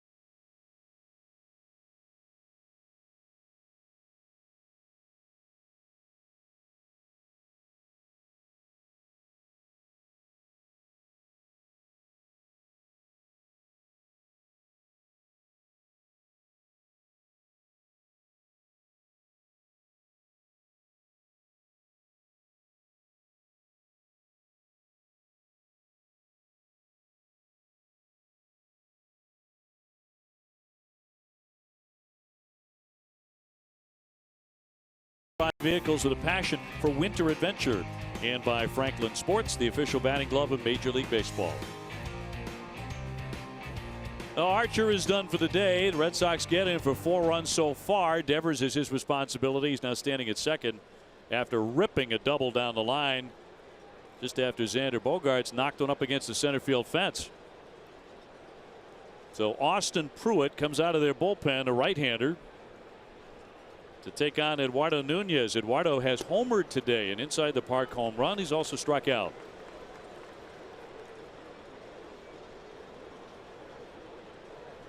Jackie Bradley on deck. Nobody out, a run in.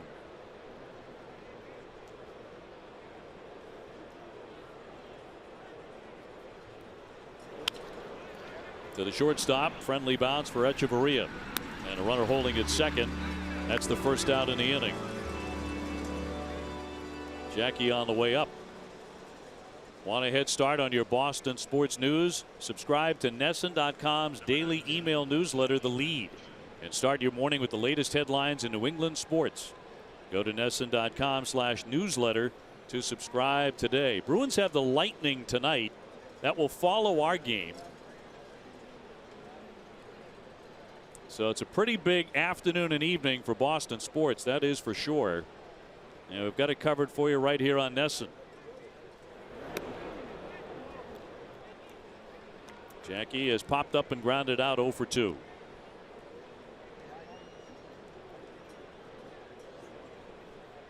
Expecting a long postseason run for the Bees.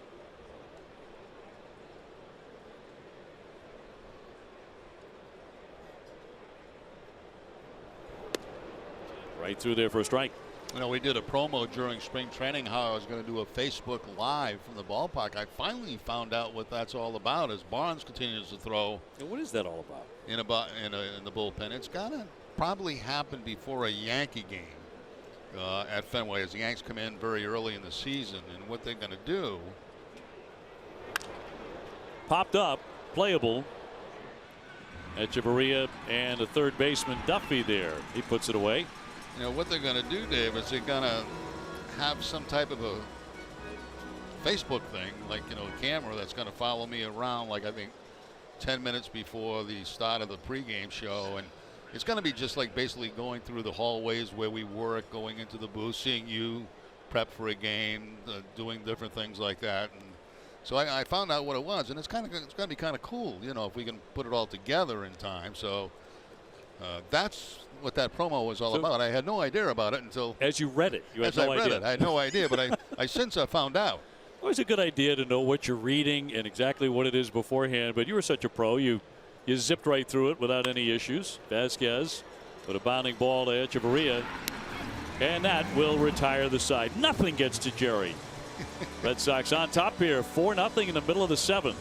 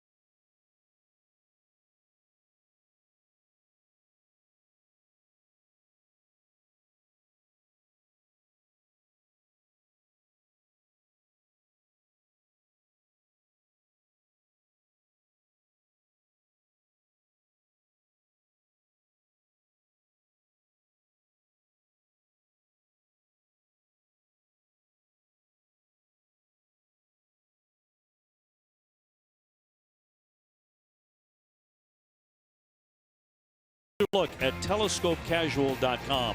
Digital Federal Credit Union. What can DCU save you? And by Valvoline Instant Oil Change. Service you can see, experts you can trust. A Brock Holt fan. There are a lot of them out there. And the Red Sox with a 4-0 lead as we take it to the bottom half of the 7th inning here on opening day 2018. Red Sox just getting another run on back-to-back doubles by Bogarts and Devers. Both hard hit shots. Sox have out hit the Rays today 6-1. Matt Barnes now to replace Chris Sale, who went the first 6. He was outstanding. No runs, 1 hit, 9 strikeouts for the left-hander. 70 appearances for Matt. Used a lot last year. And here's Wilson Ramos to begin the bottom of the 7th. And Barnes, of course, a hard thrower, 94 miles an hour with that first fastball. He's got that over-the-top curveball.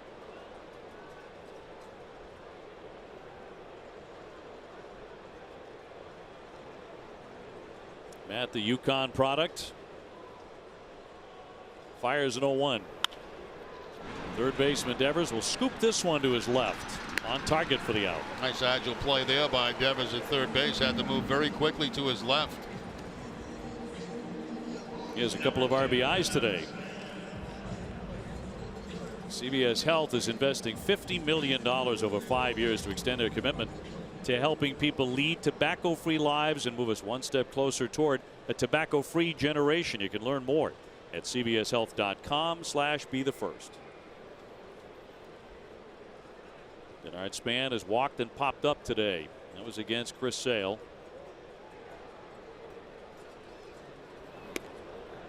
Flirting with a bunt. He did draw in Devers, and that is strike one. Yeah, they got the shift on, do not span on the right side. 3 players, including Bogarts, on the right side, but all left all alone over there is Devers, and playing in just because of the bunt possibility.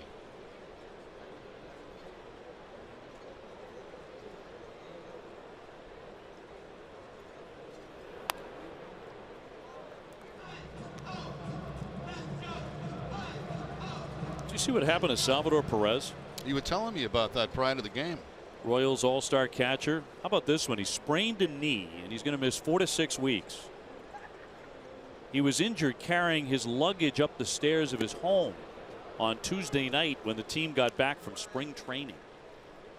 Imagine making it through all of spring training, no problems, ready to open the season, and you hurt your knee, taking in your luggage. Would you like to be the general manager or the manager to get that call about 10:30 that night? Yeah. You know, one of your best players, one of your best offensive and defensive players, hurt himself carrying his bag up the stairs. Got to get people to do that for you. You know what I mean? Yes. You're making that kind of money, like hire somebody to, hey, take that bag, please put it upstairs and where it belongs, and we'll see you tomorrow. There's a high school kid out there who's like, you know, yeah, I could do that. Yeah. I could earn $40. 2-2. Stroked into right field. Hangs up for Mookie. 2 up and 2 down. Don't miss Nesson Next Producer on Saturday at 4. The 3 finalists are announced and receive their final challenges from Red Sox marketing executives. Catch it all Saturday afternoon at 4 on Nesson Next Producer. Presented in part by buyatoyota.com, Toyota's website for deals.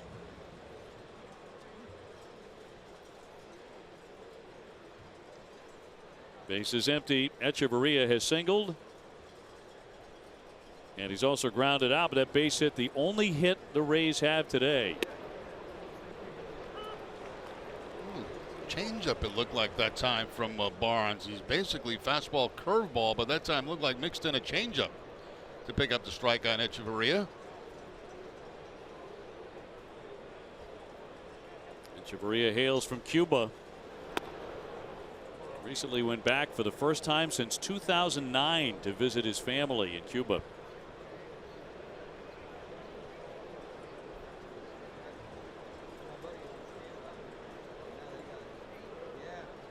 Two down, and Barnes goes with a 1-1.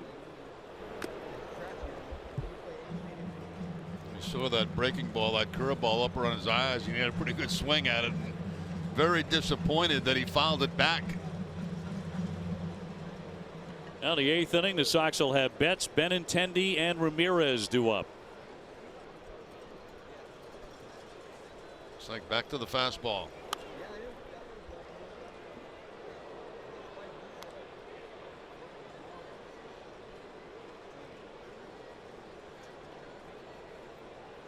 Red Sox expect this bullpen to be a real strength as it was last year.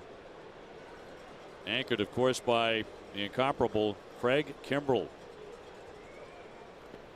Did he offer? He did not, said Laz Diaz. 2-2. I heard it had a K written down. I thought for sure that he swung at that pitch.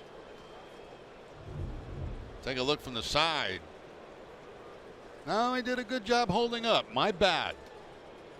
Get the white out, take the K out, and put something else in there when it finally happens. Probably strike him out. Yeah, hold that thought for a moment. Or hold that white out. 2-2. Fly ball to center. That's hit well. Jackie's back there, though, with some room on the back pedal, and they go 1-2-3.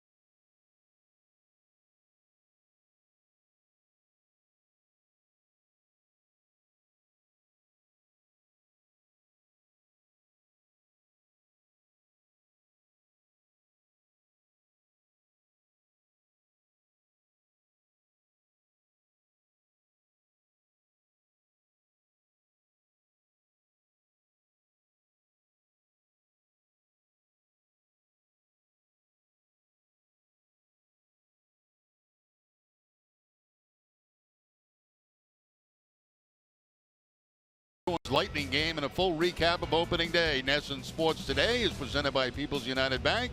See what know-how can do. Mookie Betts to start it here in the 8th inning. Sox up 4-0 on opening day. It looked like Mookie started the afternoon off with a bang in the very first pitch of the game, as he crushed a shot to left center, deepest part of the drop. Kiermaier made an outstanding catch to rob him of extra bases. Since then, he's popped up and struck out over 3 as Joe Kelly begins to throw. Matt Barnes just went a perfect inning. 0-2. And a base hit up the middle. So Mookie on for the first time today to start the 8th inning. You can import the NESN Red Sox calendar into your favorite calendar program on any device. Get automatic alerts 15 minutes prior to every game. Visit NESN.com/schedule to import it. It's presented by Franklin Sports, the official batting glove of Major League Baseball.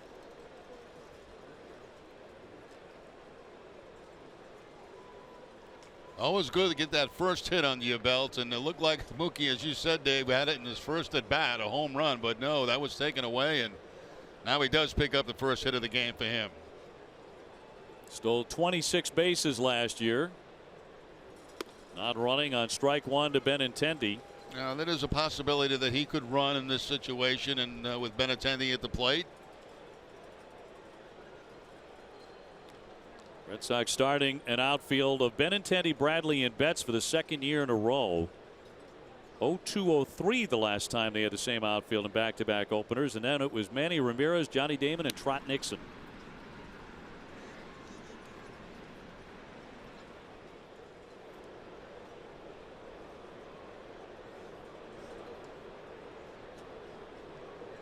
Hanley Ramirez on deck.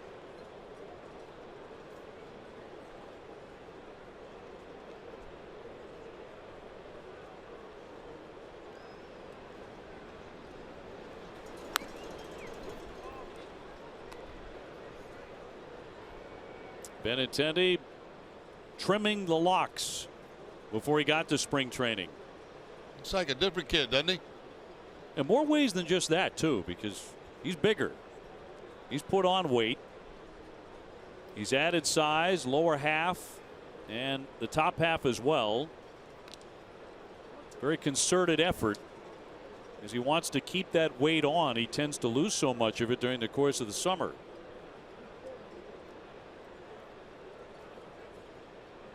So he's eating differently. He's eating a lot more. That would be a nice problem to have. Wouldn't it? Most of us have never had that issue. Keep that weight on. There was a time where I could eat anything I wanted back in my playing days. I really had to, because I'd get down to like 155 by the time the season was over. But those days are long gone. Do you eat a lot in season or more than you would out of season? Yeah, and bad hours too, eating late after games and stuff like that. 3-1. That's what Benintendi talked about. He said, the first time I came up to the majors, I would just play. I wasn't really hungry. I'd just go play. And now I realize I have to eat to maintain the weight. So he eats a lot more before games and after games than he ever did. First year he lost about 15 to 18 pounds. 3-1 flared foul. 3-2 count. Let's see if they send Betts now on the 3-2 count with Benintendi at the plate.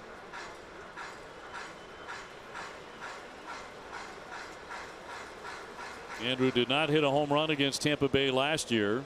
He did hit 20 overall. He homered in the division series against Houston. In fact, he's homered in both postseason series he's appeared in. 3-2. There goes Mookie Betts. Big swing and a foul back. He had a cut. And that ball just got inside on him a little too much. The beautiful swing at it, but the location of the pitch caused him from doing some damage.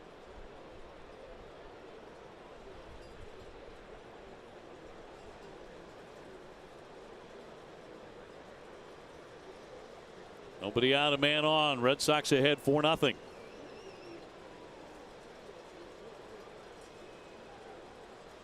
There goes Betts again, and lofted into left. Span time to cover the ground, and Mookie retreating to first base, one away. Join T-Mobile and score free MLB TV all season long. Sign up right now through April 2nd at T-Mobile.com/MLB. I think hearts breaking all over New England with the new hairdo of Andrew Benintendi. Long hair was a big hit. He said at one point during the spring it got a little too much attention. You know? Well, this is Boston, right? I mean, everything gets a little bit too much attention. Hanley's gone 0 for 3. One down, a man on. I'd be curious to see if Benintendi gets off to a poor start, and we certainly don't hope that happens. Will he let it grow again? Yep. Baseball players very superstitious. Just a tad. And I know, you know, guys who cover different sports will say, oh, no, it's different in hockey. They're even worse in hockey, or it's worse in basketball or football. But I've never met a group of people more superstitious in anything than baseball players. No, I agree with you. I've never played those other sports, so I can't tell you, but I can certainly tell you that baseball players are very superstitious. Just the way you get dressed before a game, you put some guys put their left sock on before their right sock. I mean, it goes on all day long. I was talking to a pitcher in spring training who said, no, I'm not the least bit superstitious. I don't know where that stuff comes from. It's true, I won't step on the line, you know. Yeah, well, that's one thing. And I'll walk through the dugout, you know, I'll go down the dugout steps on only one side and never the other side. But other than that, you know, I'm not crazy about it. I'm not crazy about those superstitions, but you know, they don't even know they're doing it half the time. Creatures of habit. Well, one thing we've got to do at some point this season, I've been wanting to do this for a couple of years, just to show how superstitious guys are. If you took a camera and you watched a hitter come to the on-deck circle, I guarantee you that in every one of his plate appearances, he will do the exact same thing in the on-deck circle. He'll have the same routine that he goes through just about every time. And I'll bet you if you showed 4 at-bats, I bet you in all 4 of those bats, he'd be doing the same thing. Yeah, we got to do that. You know, edit those together. Yeah, they don't want to change anything. If it's working, that's for sure. Good stop there. Betts trying to get back. The throw, the tag, he's out. Well, that started with Ramos making an outstanding play there at home plate. He came up gunning. Yeah, surprised Mookie. He thought that ball was going to get by Ramos, and Ramos did make a very fine play, and then a quick throw to first base to get Betts. Tries to slide to the outfield side of the bag. Very close as the tag was up around under the armpit, and Mookie thought he got his finger back in the bag. And he thought that ball was going to get by Ramos. That was a very nice defensive play by the catcher. Cora is signaling that he would like this to be challenged. And now he's not. Mookie said no. Well, that's very close. Awfully close, but I don't think it was enough to turn it over.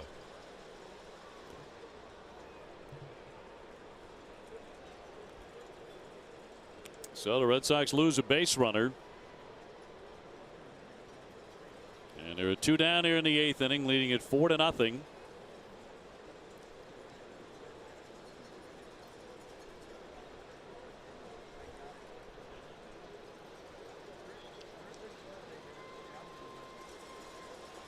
Three-two is popped up, foul territory, twisting. Here comes Crone looking for room, sliding effort, but off into the dugout.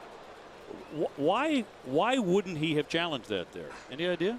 I don't know. You know, maybe they got to look inside and say there wasn't enough there to overturn it. I mean, it looked like a bang, you know, tag under the shoulder, under the armpit, and then the finger getting close to the bag. I don't think that would have gone in the Red Sox direction. Oh, no, you see right there, he swept across the elbow before the fingers did get to the bag. So maybe it was Mookie in there that said, no, I was out. I think it was. Yeah. I think Alex wanted to, and then Mookie said no. Yeah, I can see right there. He got to the elbow first before the fingers got there. Les Diaz had a great view of it, and that'll be ball 4. So Hanley is on. Well, tomorrow at 6, don't miss Red Sox first pitch presented by Joseph Abood, available at Men's Warehouse. TC, Jim Rice, and Steve Lyons will preview tomorrow's pitching matchup between David Price and Blake Snell. They'll send up J.D. Martinez, who has walked. He's also struck out twice today, 0 for 2. 2 down, a man at first again.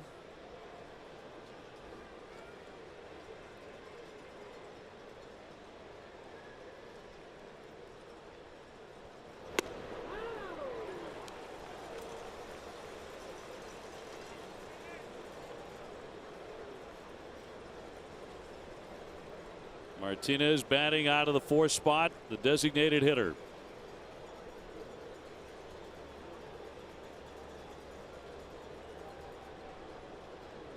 And a terrific end to his season last year in the regular season. In September, he hit 16 home runs to tie the National League record.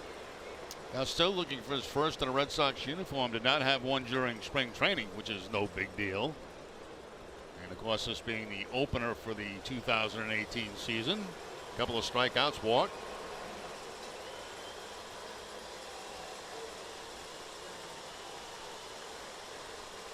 Here's the 0-2 to JD.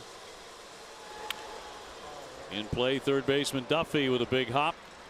Retires the side.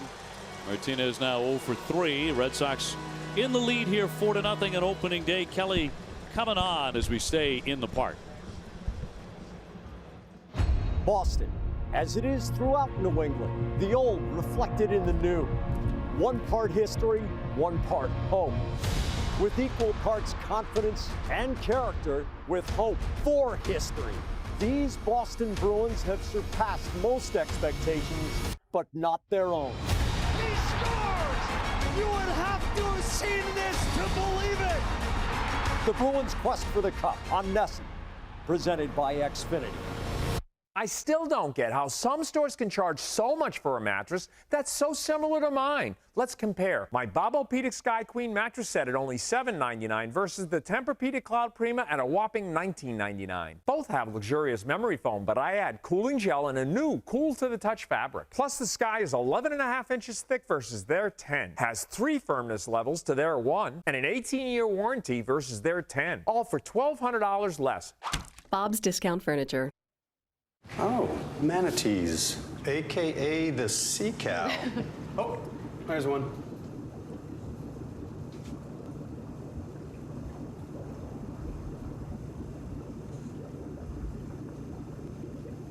Manatees in novelty tees? Surprising. What's come at me, bro? It's something you say to a friend. What's not surprising? How much money Matt saved by switching to Geico. 15 minutes could save you 15% or more. It's Jim from Ace Ticket. You know, for years I've been telling you about the great customer service you get at Ace Ticket, but don't listen to what I say. Listen to what our customers say.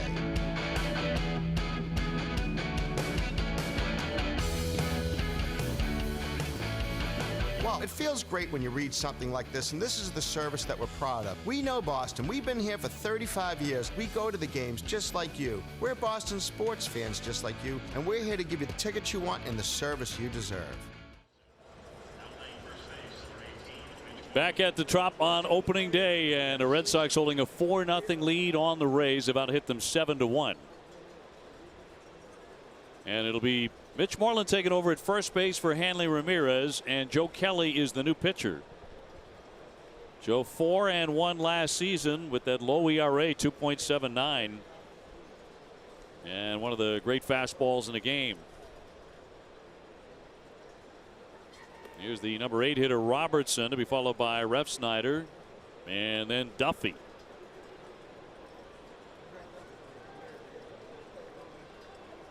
Sox pitching has been superb today, allowing only one hit. That was a second inning single by Echeverria. When Chris Sale was in the game, Sale struck out 9 in 6 innings.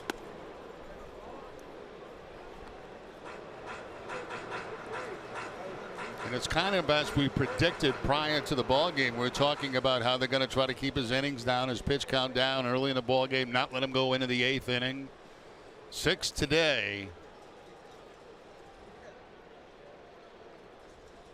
2-0. Checked his swing, and that's ball 3. That's a pretty good pitch right there. I have to disagree with Nelson, the home plate umpire. I thought that pitch was a strike on the outside part of the plate. For Chris Sale today, 92 pitches.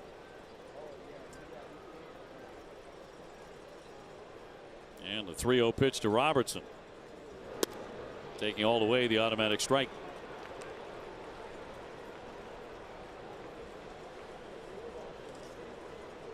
This game today began at 4 o'clock. Tomorrow night at 7:10. Saturdays 6:10 and Sundays 1:10. 4 different start times in this series. Another strike.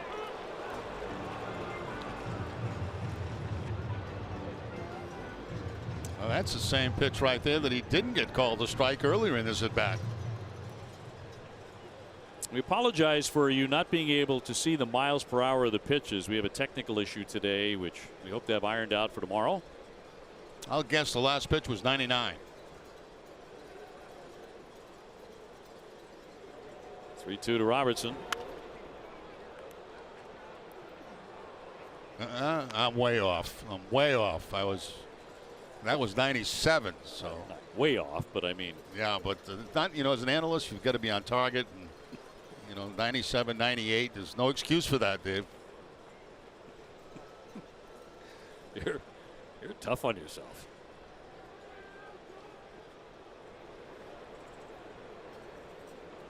Three-2 again to Robertson, who went 0 for 9 in his career against Sale. He's delighted he's left.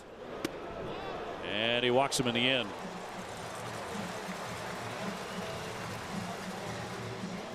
So the leadoff man on in the 8th inning. Here's our Xfinity game summary. We talked about Chris Sale, how good he was again. Nunez with an inside the park 2-run homer. Xander Bogaerts has been ripping it, 3 for 3, 2 doubles. Archer actually pitched very well over 6 innings, but he was unlucky on that play on the ball Nunez hit that fell between the center and left fielders. And then rolled past both of them for the home run.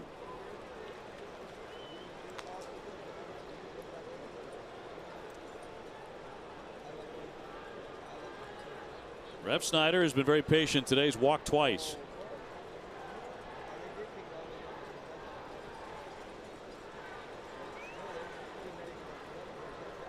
Man at first and nobody out in the bottom of the 8th inning.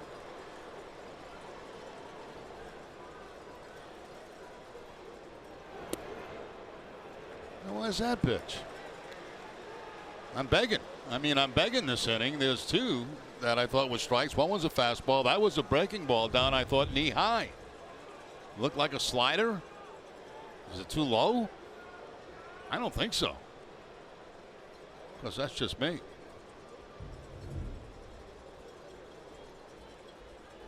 .20. Pounded in there. 97.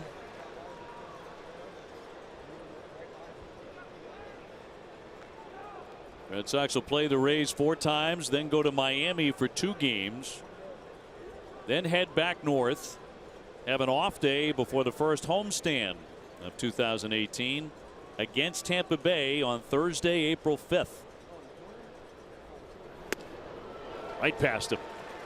That popped the mid. That one was the 98 miles an hour. On that first homestand, the Red Sox will face the Yankees for the first time. Just listen to the velocity and contact with the catcher's glove, not the bat.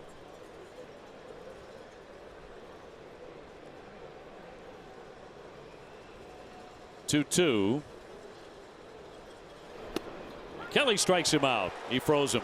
Yeah, Joe kind of sees Kelly kind of drop his shoulders like, finally you gave me one.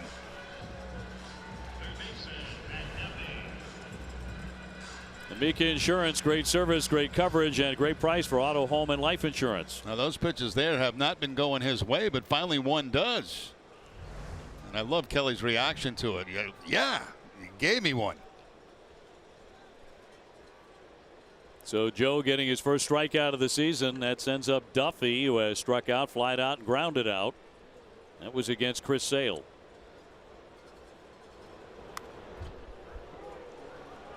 First homestand beginning on April 5th. It's Tampa Bay, the Yankees, and Baltimore. So all inside the division before the Red Sox take off for the West Coast for the first time. They'll be going to Anaheim and Oakland and then back east for Toronto. And we'll see Tampa Bay again before April is out. We're just going to play them all year long. A couple of teams in between, and Tampa Bay again. It really feels like it. 19 times on the schedule, but early on feels like more than that. That's a strike. At 97.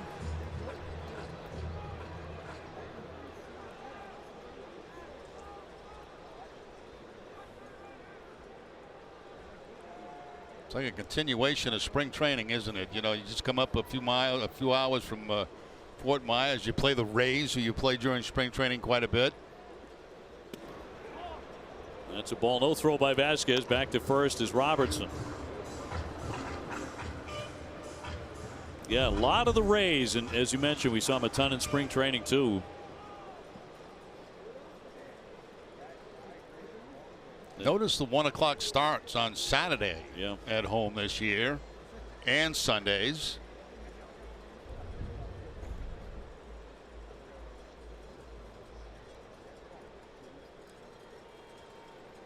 Kelly looking for another strikeout right here. 2-2.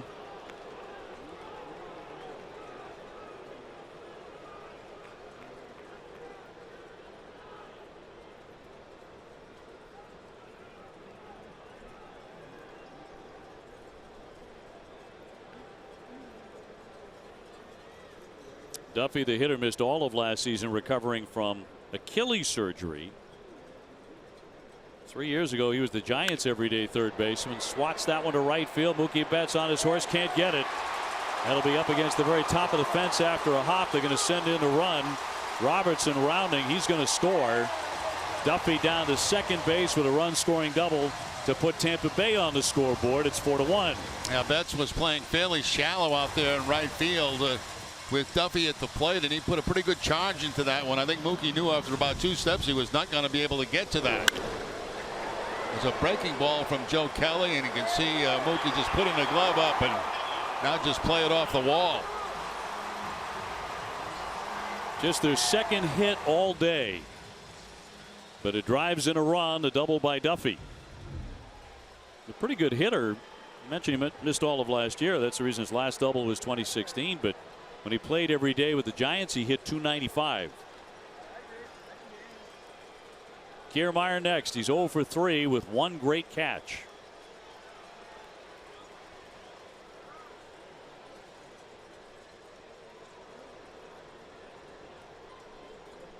And Kelly's first one to him is ball 1.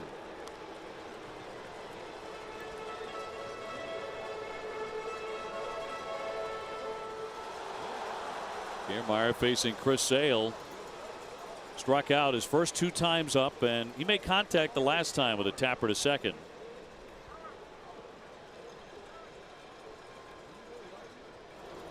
.10 knocks him down right on the seat of his pants.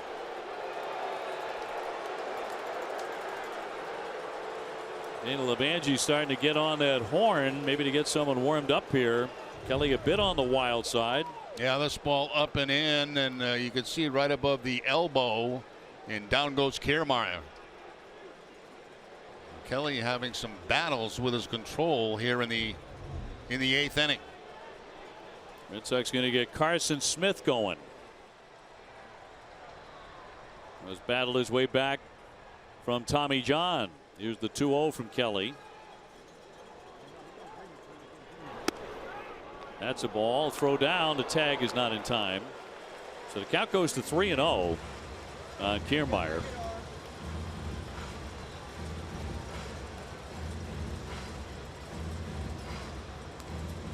If he walks him here, that's going to bring the tying run to the plate.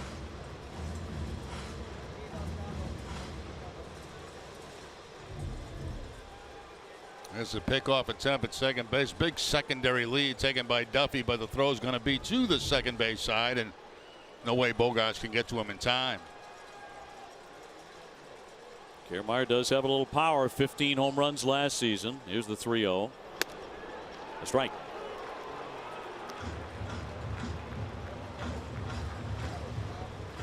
So Tampa Bay has finally broken through. They're on the board, but looking for more.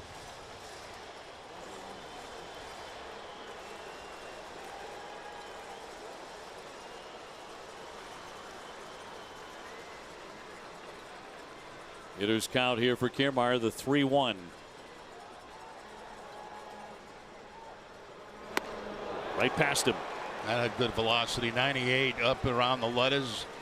Inside part of the plate. Very difficult pitch to make contact on, especially at that velocity.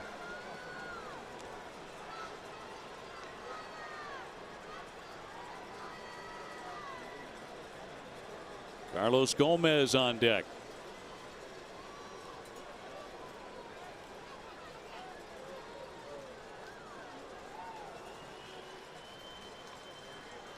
Pace of the game has slowed down pretty markedly since Chris Sale left, and Chris Archer as well.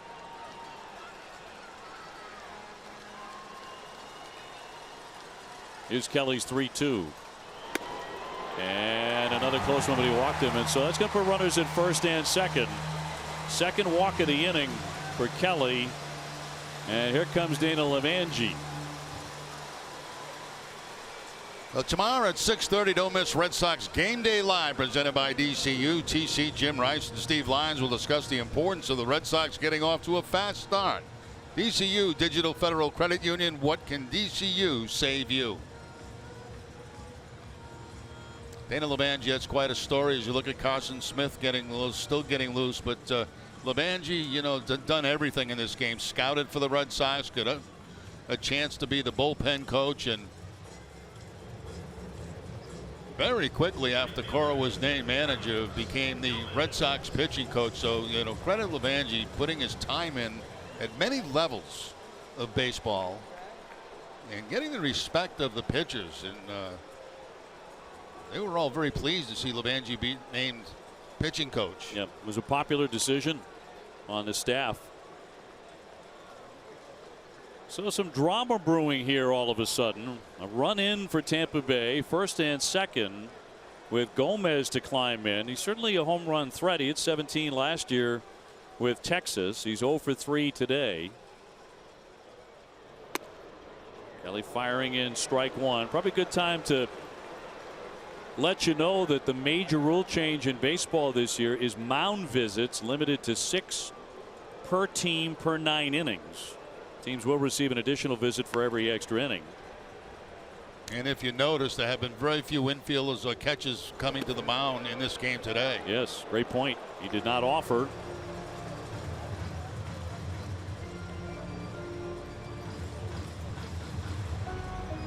And that is Bobby Pointer, the young left-hander who has made the ball club. Loosening up for the first time down in the left field corner. Duffy and Kiermaier leading away at second and first with one gone. Foul tipped into the mitt. Kelly that time going to the slider. You know, a lot of the fastballs that he's been throwing have been missing the target. So try something else. Mix it up a little bit. Go with the breaking ball. See if you can find the strike zone with that. He did that time.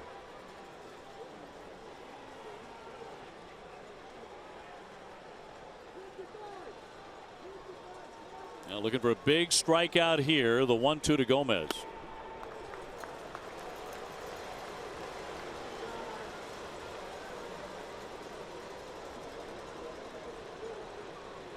There's Brad Miller on deck. He's one of their bigger home run guys.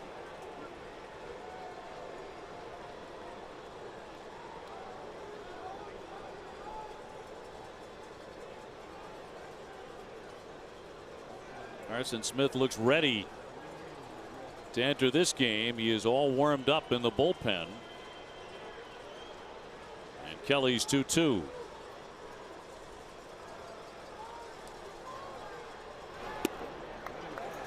Full count. He's really had to work hard in this inning. 28 pitches. Yeah, really struggled with his control location.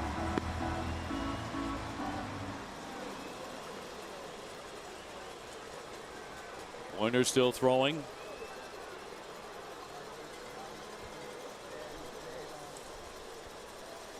Three and two on Gomez. And he walked him. He's walked 3 men in the inning, and the bases are going to be loaded for Tampa Bay.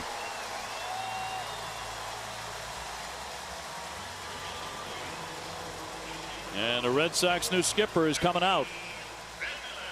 Miller being announced. Miller, a left-hand hitter.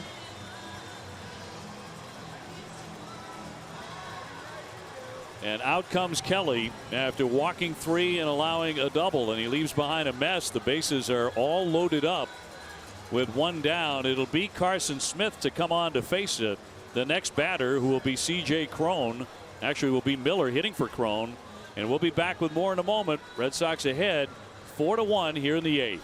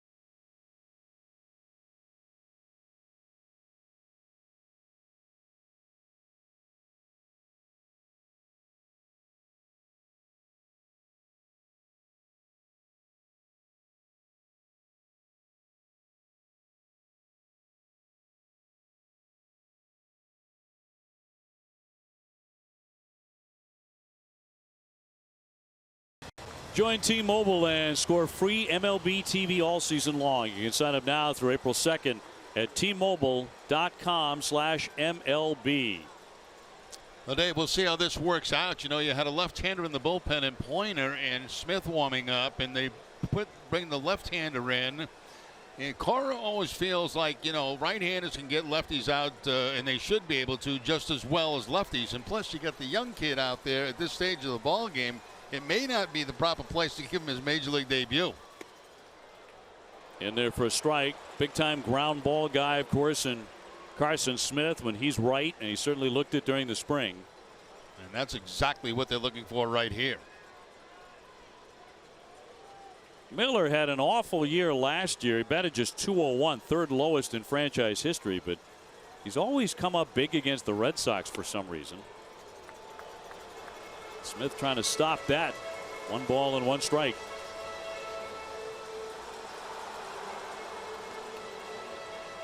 Tampa Bay with a man at every base. Duffy, Kiermaier, and Gomez.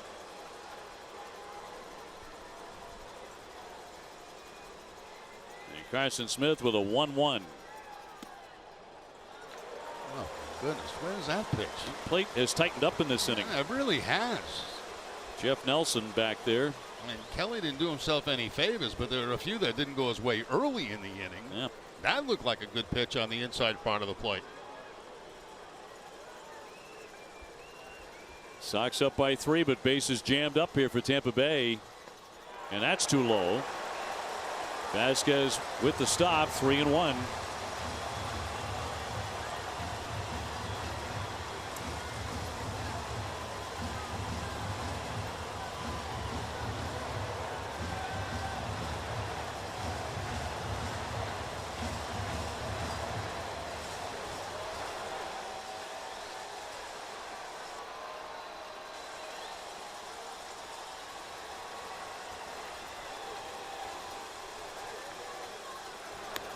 And he walked him to force in a run. That'll score Duffy and make it a 4-2 game. And the Red Sox bullpen has walked 4 men here in the 8th inning. And that forces in a run.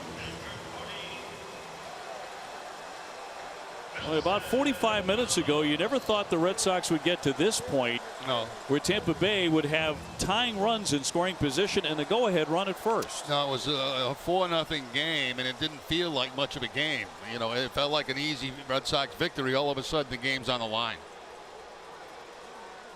Brings up Wilson Ramos. Very good hitter. 0 for 3 today. Certainly a double play candidate.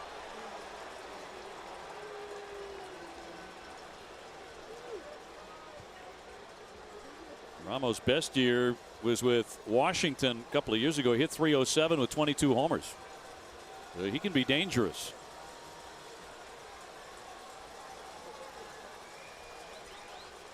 All 3 men on base right now for the Rays walked to get there. 4 walks in the inning.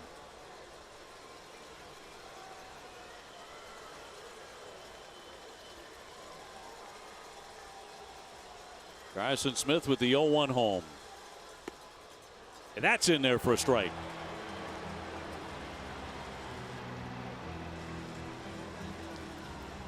Denard Span on deck. Ramos good with the bases loaded. He's got Kiermaier, Gomez, and Miller.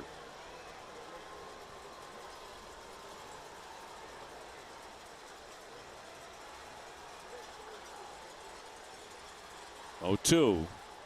Swing and a miss, and he put him away. Big K from Carson Smith, and finally 2 down. Now that's that big slider that Carson Smith throws, and it's very, very hard for right-handers to pick up. A huge, very important strikeout right here for Carson Smith. Started it on the outside corner, finished well off the plate, but really fooled Ramos. That ball was almost never really a strike. Denard Span now 0 for 2 of the walk. They're loaded up but 2 down.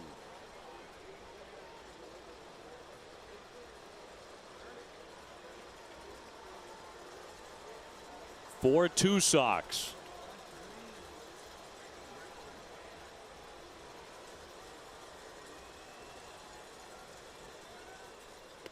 And the first one is through there for strike 1.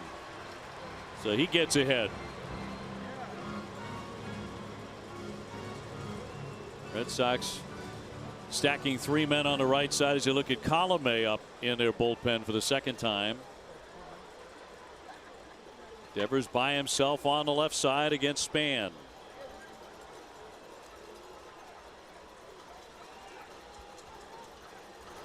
That moved him all the way to the backstop, but the runners are going to freeze as Vasquez got to it fast, and Tampa Bay fails to score on the play. Yeah, that ball really got back to Christian Vasquez in a hurry, and that's going to hold the runner at third base. I mean, it clearly gets by there, as you can see, but watch the bounce come back. And really, you know, I think that's a smart move by the runner at third. There's no sense in trying, even Kiermaier, who's got speed, there's no sense in trying it right there.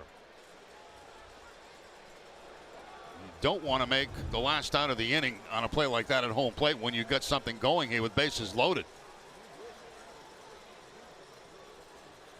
So 1 ball, 1 strike on Span. Gets a piece of that one to foul it away. So Carson Smith a strike away from getting out of it.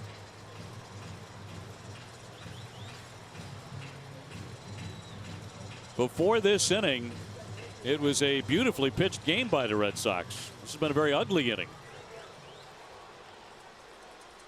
4 walks and a double.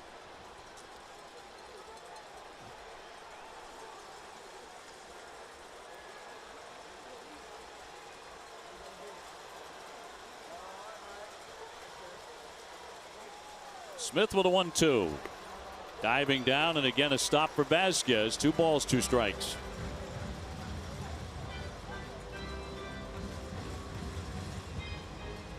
So it's Kiermaier at third, Gomez at second, Miller at first base. 2 runs home.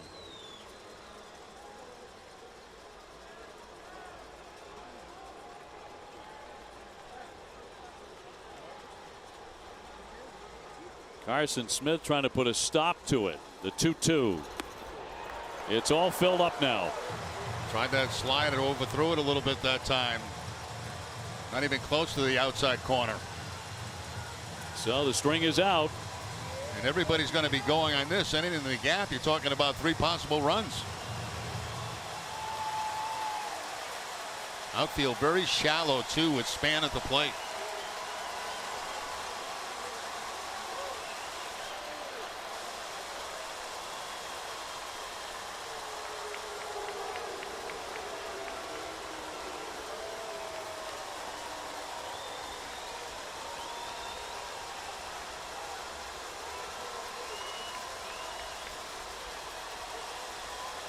Three-two coming. Runners go. Swung on and fouled away. Span hanging in there. They will do it again.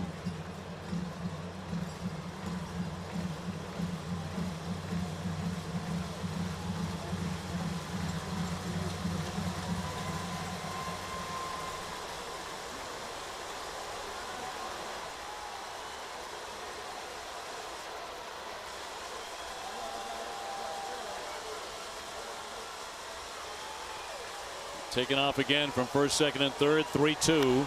Swinging a fly ball down the line. Mookie won't get to it. Onto the warning track. That's going to clean him off. Kiermaier in. Gomez in. Miller in. Span all the way down to third. It gets by. He will hold at third base. All the way down the right field line. And Tampa Bay has taken the lead. Well, that's exactly what we were talking about right there. You run that count to 3-2. Guys are off and running. And 3 runs score. Now, we mentioned how shallow the outfield was for the Red Sox. Even if they were deep, you know, Mookie Betts is not going to get to that ball. Now, I'm not sure if that was a fastball or just a bad slider that didn't spin very much. Looks like maybe a fastball. And Span pulls that ball. And once he gets there, you know 3 runs are coming in. So everything going wrong for the Red Sox here in the bottom of the 8th inning. A 3-run triple by Denard Span to put Tampa Bay in front 5-4. And they almost added another. He held at third after the throw went skipping by. 5-4 Tampa Bay. What a shocker.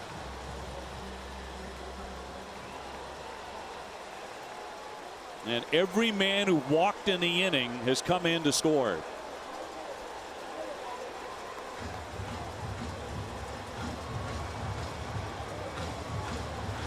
So Echeverria will climb in. He becomes the 9th man to bat in an 8th inning that has flipped the game on its head.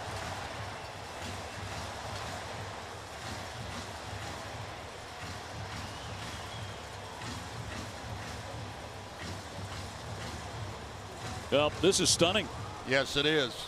This looked like a Red Sox game in the books. The way everything was going, the way people were pitching. Barnes in last inning, no problem. All the problems coming in here in the 8th inning.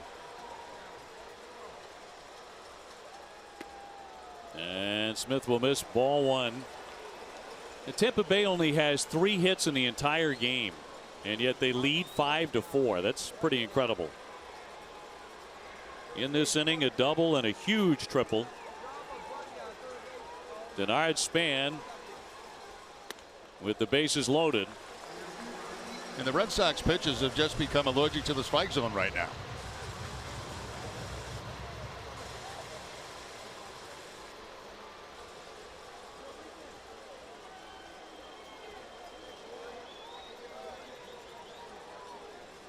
Span at third, the 2-0. And a chopper. Smith can't get it. Bogart's on a charge. Another run will score. And a little bit of a cushion now for Tampa Bay. They're going to lead it 6-4. Echeverria with a base hit. And once that ball got over the head of Carson Smith, you knew it was going to be another run. There's nothing Bogarts could do about that. It did bounce out of his glove, but he's not going to get Echeverria at first base. Right there, run scores, no question about it. I'm shocked. You're not alone. Joey Wendell has a bat. He'll come up to hit now for Robertson.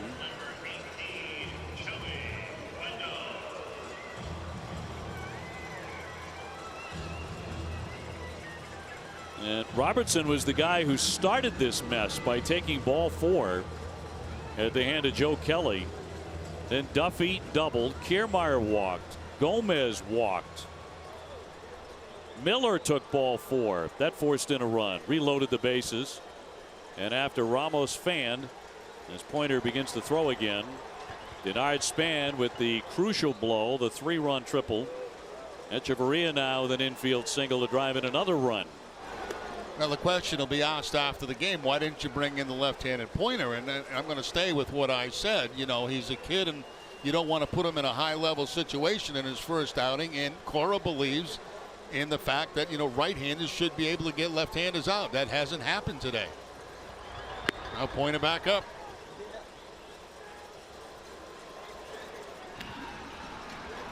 Well, you know, Alex Cora has talked throughout the spring about a willingness to use Craig Kimbrell in the 8th inning as well. Kimbrell never did get up to warm. And this is like it shocked everybody. Absolutely. It's the wheels coming off. So over to first base, and for most of the day it looked like the Red Sox were headed for the win column. Could still win the ball game, obviously, but they were up 4-0 coming into the 8th inning.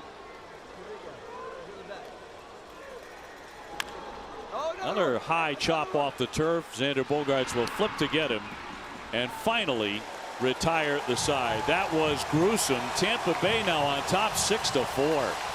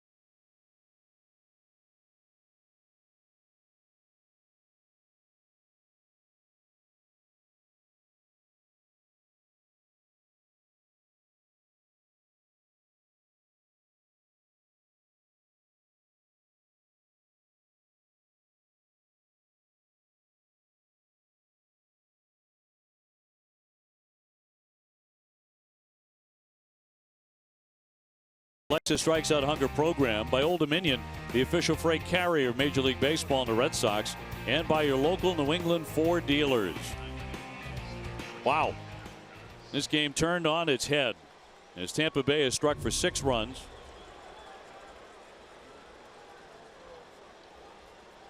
Time for the Geico Red Sox moment, honoring the 13 Red Sox World Championship season. John Lester with that win against the Yankees. Now, a number of changes here for Tampa Bay.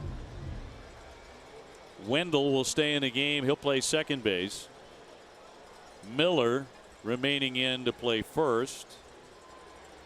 And Colomé, their closer, makes his first appearance of the season, 47 saves last year. Can't help but be beside yourself after what we just saw, and that slew of walks was what did it by the Red Sox bullpen and gave back a 4-0 lead. Malik Smith is also the new left fielder for the Rays. They make a lot of changes. Xander Bogaerts trying to bring the Red Sox back. He's had a very good day, 3 for 3.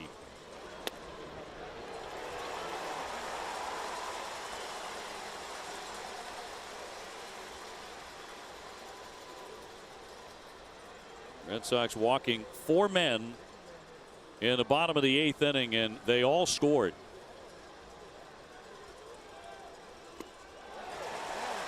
Quickly 0-2 on Xander.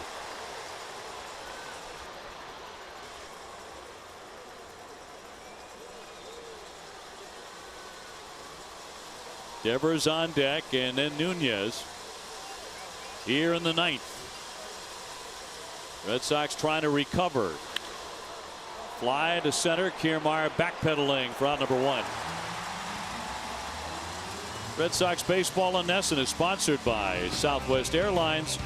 Low fares, no hidden fees. That's transparency.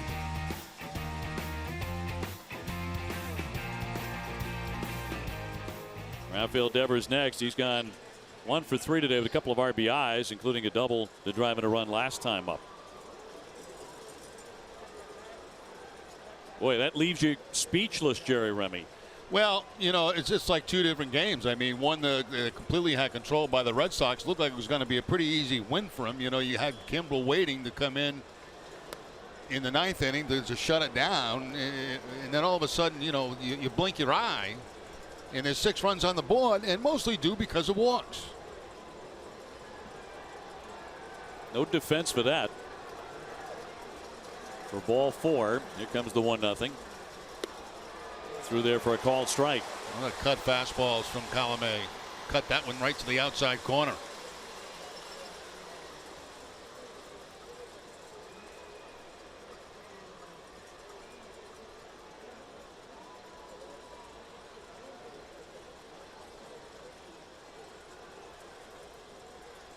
And a 1-1.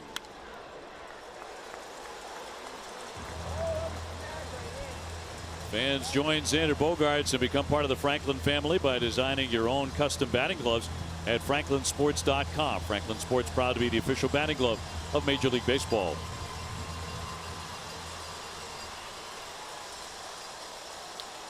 One ball and 2 strikes on Devers.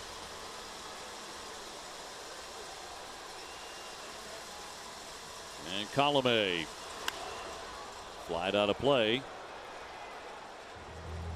And just so unexpected the way the Red Sox had pitched today, because more than anything, that was going to be the big storyline. And that continued after Sale left, because Barnes came in and had a 1-2-3 7th inning. And it looked like at that time the Red Sox were in very, very good shape.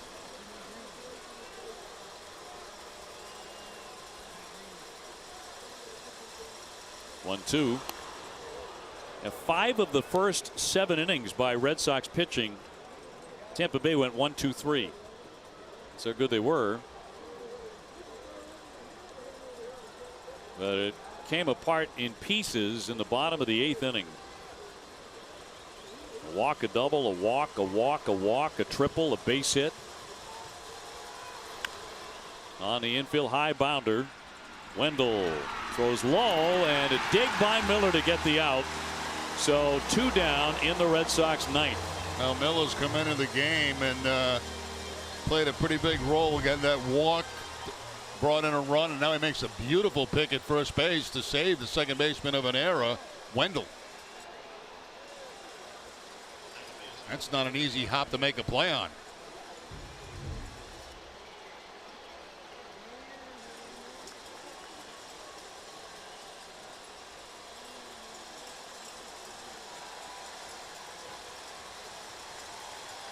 Eduardo Nunez has an inside the park 2-run homer. He's 1 for 3 today. That was at a time the Red Sox were all smiles back in the second inning. Anything but at the moment.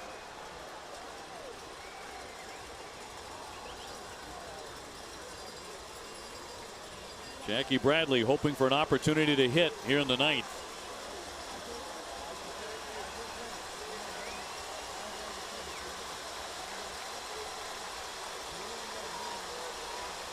And Colomé with a 1-0. Line shot.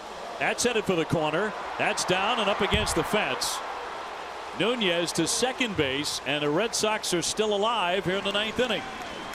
Now Nunez has had a good day. The inside the park home run going back into the second inning, and now the double with 2 outs here in the ninth inning to give the Red Sox at least some life.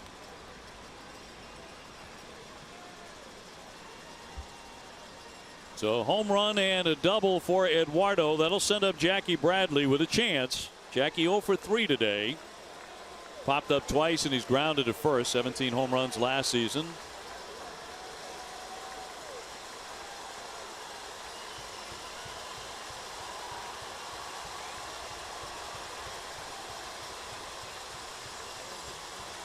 Two down, a man at second. And strike one.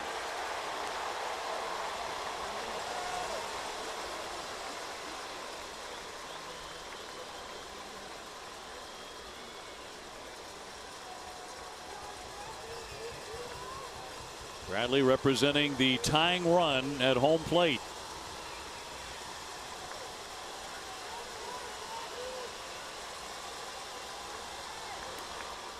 He lays off 1 ball, 1 strike.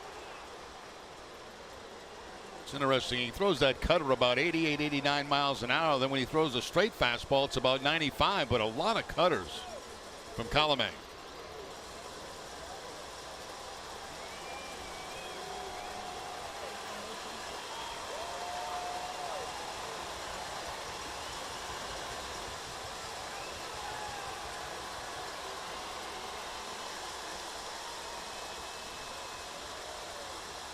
Colomé with a 1-1 offering to Bradley.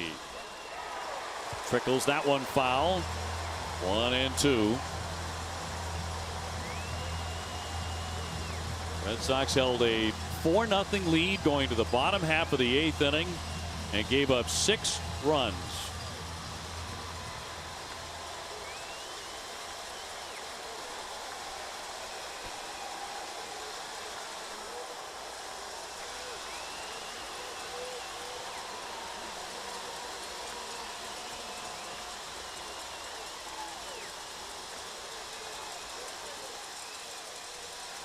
Two down and the 1-2 from Colomé. Stopped by Ramos. Nunez will be held at second.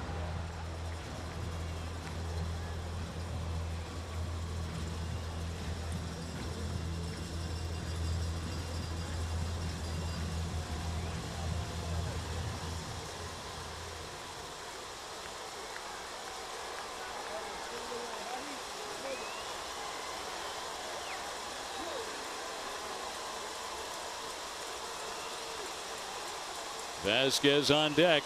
Here's the 2-2. Ground ball to the right side. Wendell on to first, and that does it. And as painful an opening day defeat for the Red Sox as you could remember, as they fall here today, 6-4 the final score, and a ball game that never should have gotten away.